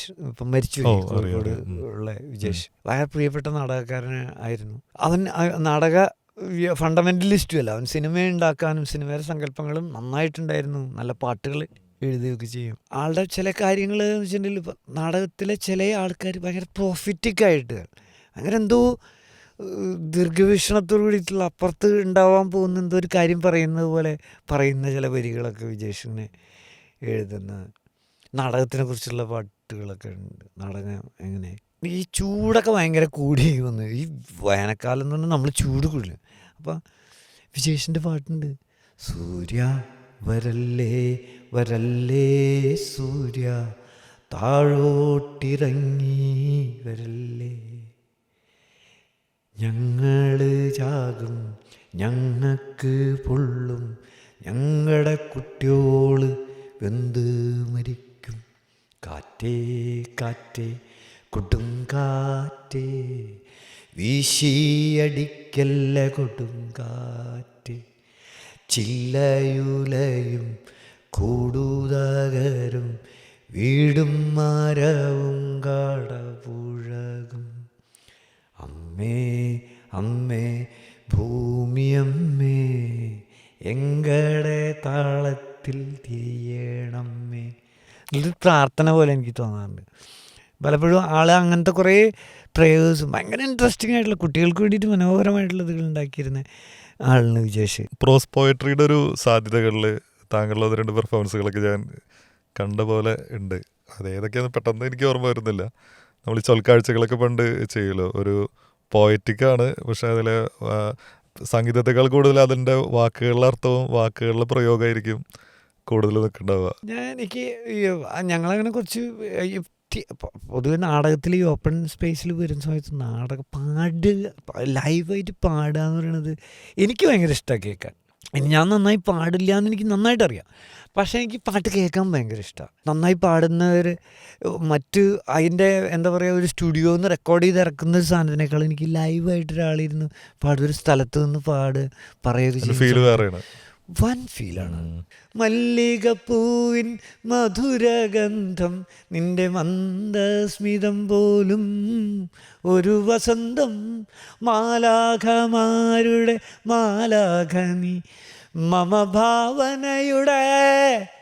ഞാൻ എൻ്റെ ഓർമ്മയിലുള്ളതെന്ന് വെച്ചാൽ പെരിന്തൽമണ്ണ ഒരു ബസ് സ്റ്റാൻഡിൽ ഇങ്ങനെ ഉച്ച നേരത്തെ ആളുകളൊക്കെ ഇങ്ങനെ മയക്കം പിടിച്ച് ബോറടിച്ച് ഇങ്ങനെ ഇരിക്കുന്ന സമയത്ത് അതിൻ്റെ ഉള്ളിലൊരു ഭിക്ഷക്കാരൻ ആള് രണ്ടുപേരി പാടിക്കൊണ്ട് പൈസ പിരിക്കാൻ വരുന്നതാണ്. ആ കല ആ സമയത്ത് അവിടെ വന്ന് കൊടുക്കുകയാണല്ലോ ആൾക്കാർക്ക്. ആളുകളുടെ ആ ബോർഡത്തിൻ്റെ ഉള്ളിലേക്ക് ആ സ്ഥലത്ത് വന്ന് അവിടെ കൊടുക്കുകയാണ്. അത് ഭയങ്കര ഇമ്പോർട്ടൻ്റ് ആണ്. എളുപ്പമല്ല അത് ചെയ്യാൻ. ഞാൻ പറയണത് അത് ഭയങ്കര ഇഫക്റ്റീവാണ്. മറ്റു പല സ്ഥലങ്ങളിലും സംഭവിക്കുന്നതിനേക്കാളും ഭയങ്കര ആളുകളിലേക്ക് അത് പെട്ടെന്ന് റീച്ചാവുന്നത് നമ്മൾ ശ്രദ്ധിക്കും. തെരുവിലൊരു ചലനം നമ്മൾ ശ്രദ്ധിക്കും. റൂട്ടീനായിട്ടുള്ള ചലനങ്ങളിൽ നിന്ന് വ്യത്യസ്തമായിരിക്കും ഒരു ഭ്രാന്തൻ്റെ ചലനം, അല്ലെങ്കിൽ അതിലത്തെ ഒരു സിംഗർ, ഒരു തെരുവ് പാട്ടുകാരൻ നമ്മൾ ശ്രദ്ധിക്കും പെട്ടെന്ന്. അപ്പം അത് എല്ലാവർക്കും പറ്റില്ല. ഈ കല അതെല്ലാവർക്കും ചെയ്യാൻ പറ്റില്ല. അത് പറ്റുന്ന ആൾക്കാർ ഗ്രേറ്റ് ആണെന്നാണ് ഞാൻ വിശ്വസിക്കുന്നത്. എനിക്ക് തെരുക്കൂത്ത് എന്ന് പറഞ്ഞത്, തെരുക്കൂത്ത് ഭയങ്കര ഫോമാണ്. ഈ തമിഴ്നാട്ടിലെ ഭയങ്കര, ഞാൻ പോണ്ടിച്ചേരി യൂണിവേഴ്സിറ്റിയിലൊക്കെ കൂത്തുപട്ടറി എന്ന് പറഞ്ഞാൽ ടീം വളരെ പ്രശസ്തമായ ഒരു ടീമാണത്.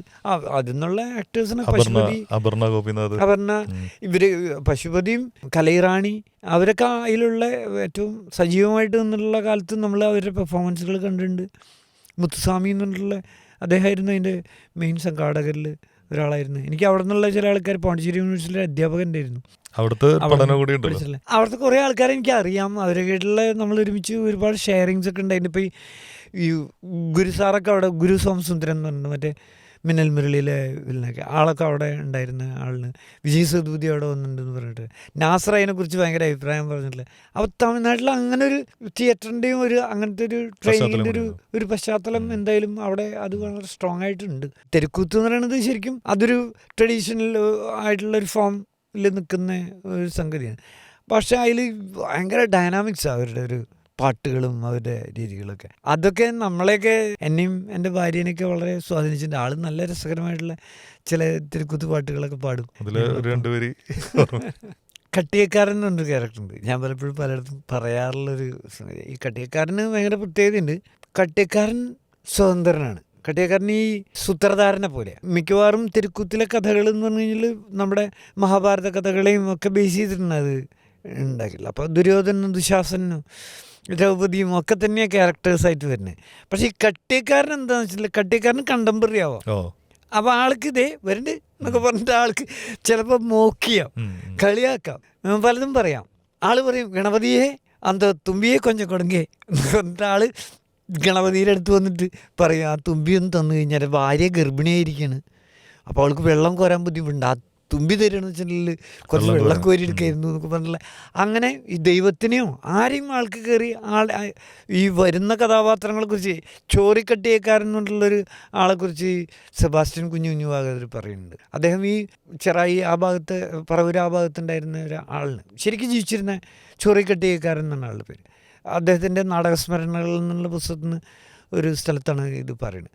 ചോറിക്കട്ടിയക്കാരൻ പെർഫോമൻസിന് ഇങ്ങനെ ഈ രാജവേഷങ്ങളിൽ ഇങ്ങനെ ചവിട്ട് നാടകം ഉണ്ടല്ലോ, അതിലാണ് കട്ടിയക്കാരൻ വരുന്നത്. അപ്പം തെരുക്കൂത്തിലുള്ള വേറൊരു ശൈലിയിലാണ്. രാജാവും പരിവാരങ്ങളും വരുന്ന സമയത്ത് ആൾ ഇങ്ങനെ പറയുന്നുണ്ട്, അല്ല രാജാവും പരിവാരങ്ങളും വരുന്നുണ്ട്, എല്ലാവരും ഇപ്പം കണ്ടോ, രാത്രി എല്ലാവരും പിന്നെ കടലിലായിരിക്കേ എന്ന് പറഞ്ഞു. ആൾക്കാർ ഭയങ്കര ശരി. അപ്പം ഇത് കടലിലെ മുക്കുവരായിട്ടുള്ള ആൾക്കാരാണ്. കടലിൽ മീൻ പിടിക്കാൻ പോകുന്ന ആൾക്കാരിന് ഈ രാജാവൊക്കെ ആയിട്ട് വേഷം കെട്ടി വരുന്നത്, രാത്രി കടലിലായിരിക്കും എന്ന് പറയുന്ന സമയത്ത് അപ്പം ആൾക്കത് ഭയങ്കര അതിനെ കണ്ടംപററൈസ് ചെയ്യുക. അല്ലെങ്കിൽ ആ രാജാവായിട്ട് വരുന്ന ഇത് ഭയങ്കര മറ്റേ കാൾസ്മാൻ മറ്റേ വൻ കഥകളുടെയൊക്കെ ബാക്ക്ഗ്രൗണ്ടിൽ വരുന്ന ചരിത്രങ്ങളൊക്കെ പറഞ്ഞു പോകുന്ന ഒറ്റയടിക്ക് ഇതിനെ ഇയാൾക്ക് റിയലിസ്റ്റിക് ആയിട്ട് അതിനെ പ്ലേസ് ചെയ്യാൻ പറ്റുന്നു. അപ്പോൾ അദ്ദേഹത്തിൻ്റെ കുറേ കഥകളുണ്ട്. അദ്ദേഹത്തിനെ കുറിച്ച് ഉള്ള ബ്രീഫായിട്ടുള്ളൊരു വരി നിർത്താൻ ഞാൻ. ഇദ്ദേഹം പറയുന്നത് ഈ സെബാസ്റ്റ്യൻ കുഞ്ഞുവാതിര ആൾ ട്രേസ് ചെയ്യുന്നത് വെച്ചാൽ ഇയാൾക്ക് ഭയങ്കര തമാശക്കാരനായിരുന്നു. ആൾ നിൽക്കുന്നിടത്ത് മുഴുവൻ ഫണ്ട് മേക്ക് ചെയ്യുക. ആൾ പള്ളി വന്നു കഴിഞ്ഞ് കഴിഞ്ഞാൽ അവിടെ അങ്ങനെ അച്ഛൻ പ്രാർത്ഥന ചൊല്ലിക്കൊണ്ടിരിക്കുന്ന സമയത്ത് പെട്ടെന്ന് ആൾക്കാരുടെ ഇടയിൽ ചിരി നോക്കുമ്പോൾ ചോറി ഷർട്ട് ഇടാണ്ട് വന്നിരിക്കുന്നതാണ്. ചോറി ഷർട്ട് ഇടാതെ വന്നതിൻ്റെ പേരിൽ ആൾക്കാർ ചിരിച്ചുകൊണ്ടിരിക്കുക. ആ ചോറി എന്തെങ്കിലുമൊക്കെ ഒന്ന് എടുത്തിട്ട് വായോ, ഇതിങ്ങനെ വരല്ലേ പള്ളിയിൽ എന്ന് പറഞ്ഞിട്ട് അച്ഛൻ ഉപദേശിക്കുന്നു. കുറച്ച് കഴിഞ്ഞപ്പോൾ പിന്നെ വീണ്ടും ചിരി ആൾക്കാരല്ലേ. നോക്കിയപ്പോൾ ചോറി ആളുടെ ഭാര്യയുടെ ഈ റൗക്ക ഇട്ട് വന്നിരിക്കുക. അപ്പോഴും ചിരിയാണ്. അപ്പോൾ ആൾക്കാർ ചിരിക്കുന്നു. ചോറി പള്ളിക്ക് പുറത്ത് പോകണമെന്ന്.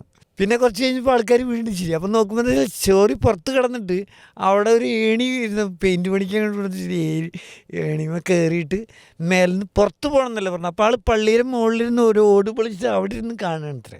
അങ്ങനത്തെ കുറേ തമാശകളുണ്ട് ചോറിയായിട്ട് ബന്ധപ്പെട്ടുള്ള. അവൻ ചോറി പറയുന്നുണ്ട്, ചോറി ഒരു മരണപത്രം എഴുതി വയ്ക്കും. മരിക്കുന്ന സമയത്ത് 2 മക്കളാണ് ആൾക്ക്. എന്നെ നിങ്ങൾ മരിച്ചു കഴിഞ്ഞാൽ 1.5 മണിക്കൂർ സമയം നിങ്ങൾ എൻ്റെ കാലുകൾ ഉയർത്തിപ്പിടിച്ച് നിൽക്കണം എൻ്റെ മക്കൾ, എൻ്റെ ആഗ്രഹം അതാണ് എന്ന് പറഞ്ഞ് ഇന്നത്രേ. എല്ലാവരും ചോറി മരിച്ചതിന് ശേഷം ആൾക്കാർ കാണാൻ വരുമ്പോൾ ഈ മക്കൾ കാല് ഉയർത്തിപ്പിടിച്ച് നിൽക്കുന്നു. അപ്പോൾ കാണുന്ന സമയത്ത് തന്നെ ആളുകൾക്ക് പെട്ടെന്നൊരു ചിരി വരും. ചിരിയല്ലേ വരിക, ഒരാൾ മരിച്ചിട്ടുള്ള ആളെ കാല് പിടിച്ച്. കുറേ സമയം കഴിഞ്ഞ് 1/2 മണിക്കൂർ കഴിഞ്ഞ് കുട്ടികളത് കാല് വിട്ടു. പക്ഷെ ആ കാല് അങ്ങനെ തന്നെ നിൽക്കുക, മരവിച്ച് പോയിട്ടില്ല. അപ്പം ആ കാല് നിവർത്തുന്ന ഒരാൾ ഉണർന്നിരിക്കുന്ന പോലെ. പിന്നെ അതിൽ പറയുന്നുണ്ട്, ഇദ്ദേഹത്തിൻ്റെ ശവടക്കിന് വേണ്ടിയിട്ട് ആളെ ഒരുവിധം ഒടിച്ചു നുറുക്കി ഈ പെട്ടിയിലാക്കി. വല്ലാത്തൊരു ട്രേസിങ് അത്. എനിക്കത് ഭയങ്കര കൗതുകം തോന്നി. കാരണം ഒരു കലാകാരനെ സംബന്ധിച്ചാൽ അദ്ദേഹം ഉദ്ദേശിച്ചിട്ടുണ്ടാവുകയാണെങ്കിൽ ചോറി എന്ന് പറഞ്ഞ ചോറി കട്ടിയക്കാരൻ ജീവിതത്തിൽ കലയിൽ അയാൾ ആളുകളെ രസിപ്പിച്ചുകൊണ്ടിരുന്നൊരു കാര്യം. അയാളുടെ മരണശേഷവും ചോറി മരിച്ചു എന്ന് പറഞ്ഞിട്ട് ആൾക്കാർ കരയണ്ട, വന്ന് രസകരമായിട്ട് ഫൺ കാണുന്ന പോലെ തന്നെ അത്രയും അതായത് മരണശേഷവും കലാകാരൻ ചിലപ്പോൾ ആളുകളെ രസിപ്പിച്ചുകൊണ്ട് കടന്നു പോകുന്ന സംഗതിയായിട്ടാണ് എനിക്ക് തോന്നിയിട്ടുള്ളത്. അങ്ങനെ ഒരു പ്രത്യേകത. അപ്പോൾ ഈ കട്ടിയക്കാരൻ്റെ ഈ മറ്റേ തമിഴ് തെരുക്കൂത്തിലെ ഇതിൽ കട്ടിയക്കാരൻ്റെ എൻട്രിക്ക് ഒരു പാട്ടുണ്ട്. ഞാൻ അതിലൊരു ശകുനിയായിട്ട് അഭിനയിച്ചിട്ടുണ്ട്. നമ്മളുടെ യൂണിവേഴ്സിറ്റിയിൽ അങ്ങനെ ഒരു സെഷൻ ഇങ്ങനെ അവരുടെ ഒരു ഓറിയൻറ്റേഷൻ ഉണ്ടാവാറുണ്ട്. ഭയങ്കര രസമുള്ള ടീച്ചേഴ്സും ഭയങ്കര രസമുള്ള അവിടുത്തെ പോണ്ടിച്ചേരി യൂണിവേഴ്സിറ്റിയിലെ ഡ്രാമ ഡിപ്പാർട്ട്മെൻറ്റിൽ അതൊരു എല്ലാ വർഷവും അങ്ങനെ ഒരു ഓറിയൻറ്റേഷൻ ഉണ്ടാവാറുണ്ട്. ഞങ്ങളുടെ സമയത്തും ഉണ്ടായിരുന്നു. സംബന്ധം എന്ന് പറഞ്ഞൊരു അധ്യാപകനൊക്കെ നമ്മൾ ട്രെയിൻ ചെയ്ത് അതിന് പുതിയ ഫോമിലുള്ള സംഗതികൾ. സ്കൂൾ ഓഫ് ഡ്രാമ കഴിഞ്ഞ കാലത്താണ് അവിടെ പഠിച്ചതൊക്കെ. ആ സ്കൂൾ ഓഫ് ഡ്രാമ കഴിഞ്ഞ് കുറേ നാൾ കഴിഞ്ഞിട്ടാണ് പിന്നെ ഈ പോണ്ടിച്ചേരിയിൽ PG മോളും കൂടി ഒരു കുടുംബമായി. മോള് 3 വയസ്സൊക്കെ ആയിരിക്കുന്ന സമയത്ത് ഞങ്ങൾ അങ്ങോട്ട് പോയി. ഇവിടെ ഭയങ്കര ദാരിദ്ര്യമൊക്കെ അനുഭവിക്കാൻ തുടങ്ങിയപ്പോൾ ഞങ്ങൾ പത്രത്തിലുണ്ട്, പാത്രത്തിലില്ല എന്ന് പറഞ്ഞു. പത്രത്തിലൊക്കെ വരുന്നുണ്ട് നമ്മുടെ പേരുകളൊക്കെ. ഭയങ്കര ദാരിദ്ര്യമുണ്ട്. അപ്പോൾ ഇവിടെ നിന്ന് രക്ഷപ്പെടാം. പോണ്ടിച്ചേരിയിലാകുമ്പോൾ ആരും കാണില്ലല്ലോ, നമ്മൾ അവിടെ ദരിദ്രരായി ജീവിച്ചാലും ഇവിടെ ഇപ്പോൾ ആരും അറിയാൻ പോകണില്ലല്ലോ. അങ്ങനെ അതുകൊണ്ട് ഇവിടെ നിന്ന് നാട് വിട്ട് അങ്ങോട്ട് പോയിട്ട് അവിടെ പഠിക്കുകയും ഞാൻ വൈകുന്നേരങ്ങളിൽ അവിടെ ഒരു ഹോട്ടലിൽ സപ്ലയറായിട്ട് ഇതൊക്കെ വെയിറ്ററിങ് ഇതൊക്കെ ചെയ്യും. പിന്നെ ചെറിയ മസാജുകളൊക്കെ അറിയാം നമുക്ക്, തിയേറ്റർ മസാജുകൾ ഇതൊക്കെ വെച്ചിട്ട് ഒഴിവുള്ള ദിവസങ്ങളിലൊക്കെ ഓരോരുത്തരെയൊക്കെ ഒഴിഞ്ഞു കൊടുത്ത് ചെറിയ അതിൻ്റെ വരുമാനമൊക്കെ ആയിട്ടും കുടുംബം പഠനം ഒക്കെ ആയിട്ട് കൊണ്ടുപോകും. മോള് അവിടുത്തെ അംഗനവാടിയിലും പിന്നെ അവിടുത്തെ സ്കൂളിലായിട്ട് കുറച്ച് സമയം പഠിച്ചു. ഞാൻ കണ്ടുവരും MAക്ക് പുറത്ത് പഠിക്കുക എന്ന് പറഞ്ഞ് അതൊരു കാലമായിരുന്നു. അത് ഭയങ്കര രസമുള്ളൊരു സമയമായിരുന്നു. അപ്പോൾ അവിടെ ഈ ഒരു തെരുക്കൂത്തിൻ്റെ ഒരു ഓറിയൻറ്റേഷൻ ക്ലാസ് ഉണ്ടായിരുന്നു. അപ്പോൾ അതിൽ കുറേ ഭയങ്കര രസമുള്ള പാട്ടുകൾ ഉണ്ട്. ഞാനല്ല ഇതിൻ്റെ ശരിക്കും പാട്ടുകാരൻ. ഈ കട്ടിയക്കാരൻ്റെ പാട്ടെന്ന് വെച്ചാൽ വന്താനി തന്നെ പാരുങ്ക കട്ടിയക്കാരൻ വാറാനി തന്നെ പാരുങ്ക അഗ്നി ദുജം തൊടുത്ത് കട്ടിയക്കാരൻ അഴകാനപ്പാകയുടുത്തി സെന്തുരപ്പൊട്ടുമിട്ട് ചെഞ്ചിലമ്പ് കാലിൽ കെട്ടി കോണക്കുലാവും പോട്ട് കുന്തി കുന്തി നടന്ന് വന്താനി തന്നെ പാരുങ്ക കട്ടിയക്കാരൻ. അങ്ങനത്തെയൊക്കെ വരികളൊക്കെ അത് ഭയങ്കര രസമുള്ള സാധനങ്ങൾ. ഭയങ്കര ചാർജാണത്. അത് ഇവിടെ ഇങ്ങനത്തെ ഒരു സ്റ്റുഡിയോയിലിരുന്ന് പാടുന്ന വിധത്തിലല്ല അതിൻ്റെ ഒരു സൗണ്ട് എടുത്തിട്ടുള്ള. അത് ഇവരും ഒരു ഗ്രൂപ്പ് അങ്ങനെ തന്നെയാണ് പാടുക. ചില ഈ ദ്രൗപതിയുടെ വേഷം അന്ന് എൻ്റെ ഭാര്യ ദ്രൗപദി വേഷത്തിൽ അഭിനയിക്കുന്നതിൽ. അപ്പോൾ ആള് കുറേ ഇതുകളല്ലേ മായവനെ വൈകുണ്ഠ വാസാ എന്തൻ മാനങ്കാക്ക വേണോ സർവേശ ആയന്നാൻ മറൈതേടും ആദിമൂലപ്പൊരുളേ. അഭയമാഭയമുന്തൻ അഭയപദമേഗതി. ഇത് കേട്ട് കഴിഞ്ഞാൽ എന്നെ തമിഴ് ഇത് തിരുക്കുത്തരൊക്കെ അടിക്കിട്ടും, അതുപോലെയല്ല. പക്ഷെ അതിന് ഭയങ്കര പെരിയോരില്ലയോ, പെൺകളെയും പെറ്റോരില്ലയോ, ഉറ്റോരില്ലയോ, യാതൊന്നും അറിയാ ഏഴയൻ പങ്കിൽ ദൈവം താനില്ലയോ. അങ്ങനത്തെ വിരുത്തങ്ങളൊക്കെ ഉണ്ട്. അത് ഭയങ്കര രസമാണ്. അതിൻ്റെ ഒരു ഭയങ്കര ഫോഴ്സാണ് അതിന്. അത് സന്തോഷകരമായൊരു ഓർമ്മയാണ് ആ ഒരു കാലം പോണ്ടിച്ചേരി. എന്തായാലും ഒരുപാട് സന്തോഷം. നാടകത്തിലും സിനിമയിലും ഒക്കെ പുതിയ പുതിയ സ്വപ്നങ്ങളെല്ലാം തന്നെ സഫലമാവട്ടെ. ഇത്തരം വഴിയിലൂടെ ഒഴുകുന്ന എല്ലാവർക്കും ഒരു ഊർജ്ജമായിട്ട് മുന്നിൽ നിൽക്കാനാകട്ടെ. കാലം അതിന് അനുവദിക്കട്ടെ എന്ന് ആശംസിക്കുന്നു. സന്തോഷം ചെയ്യുന്നു. Thank you.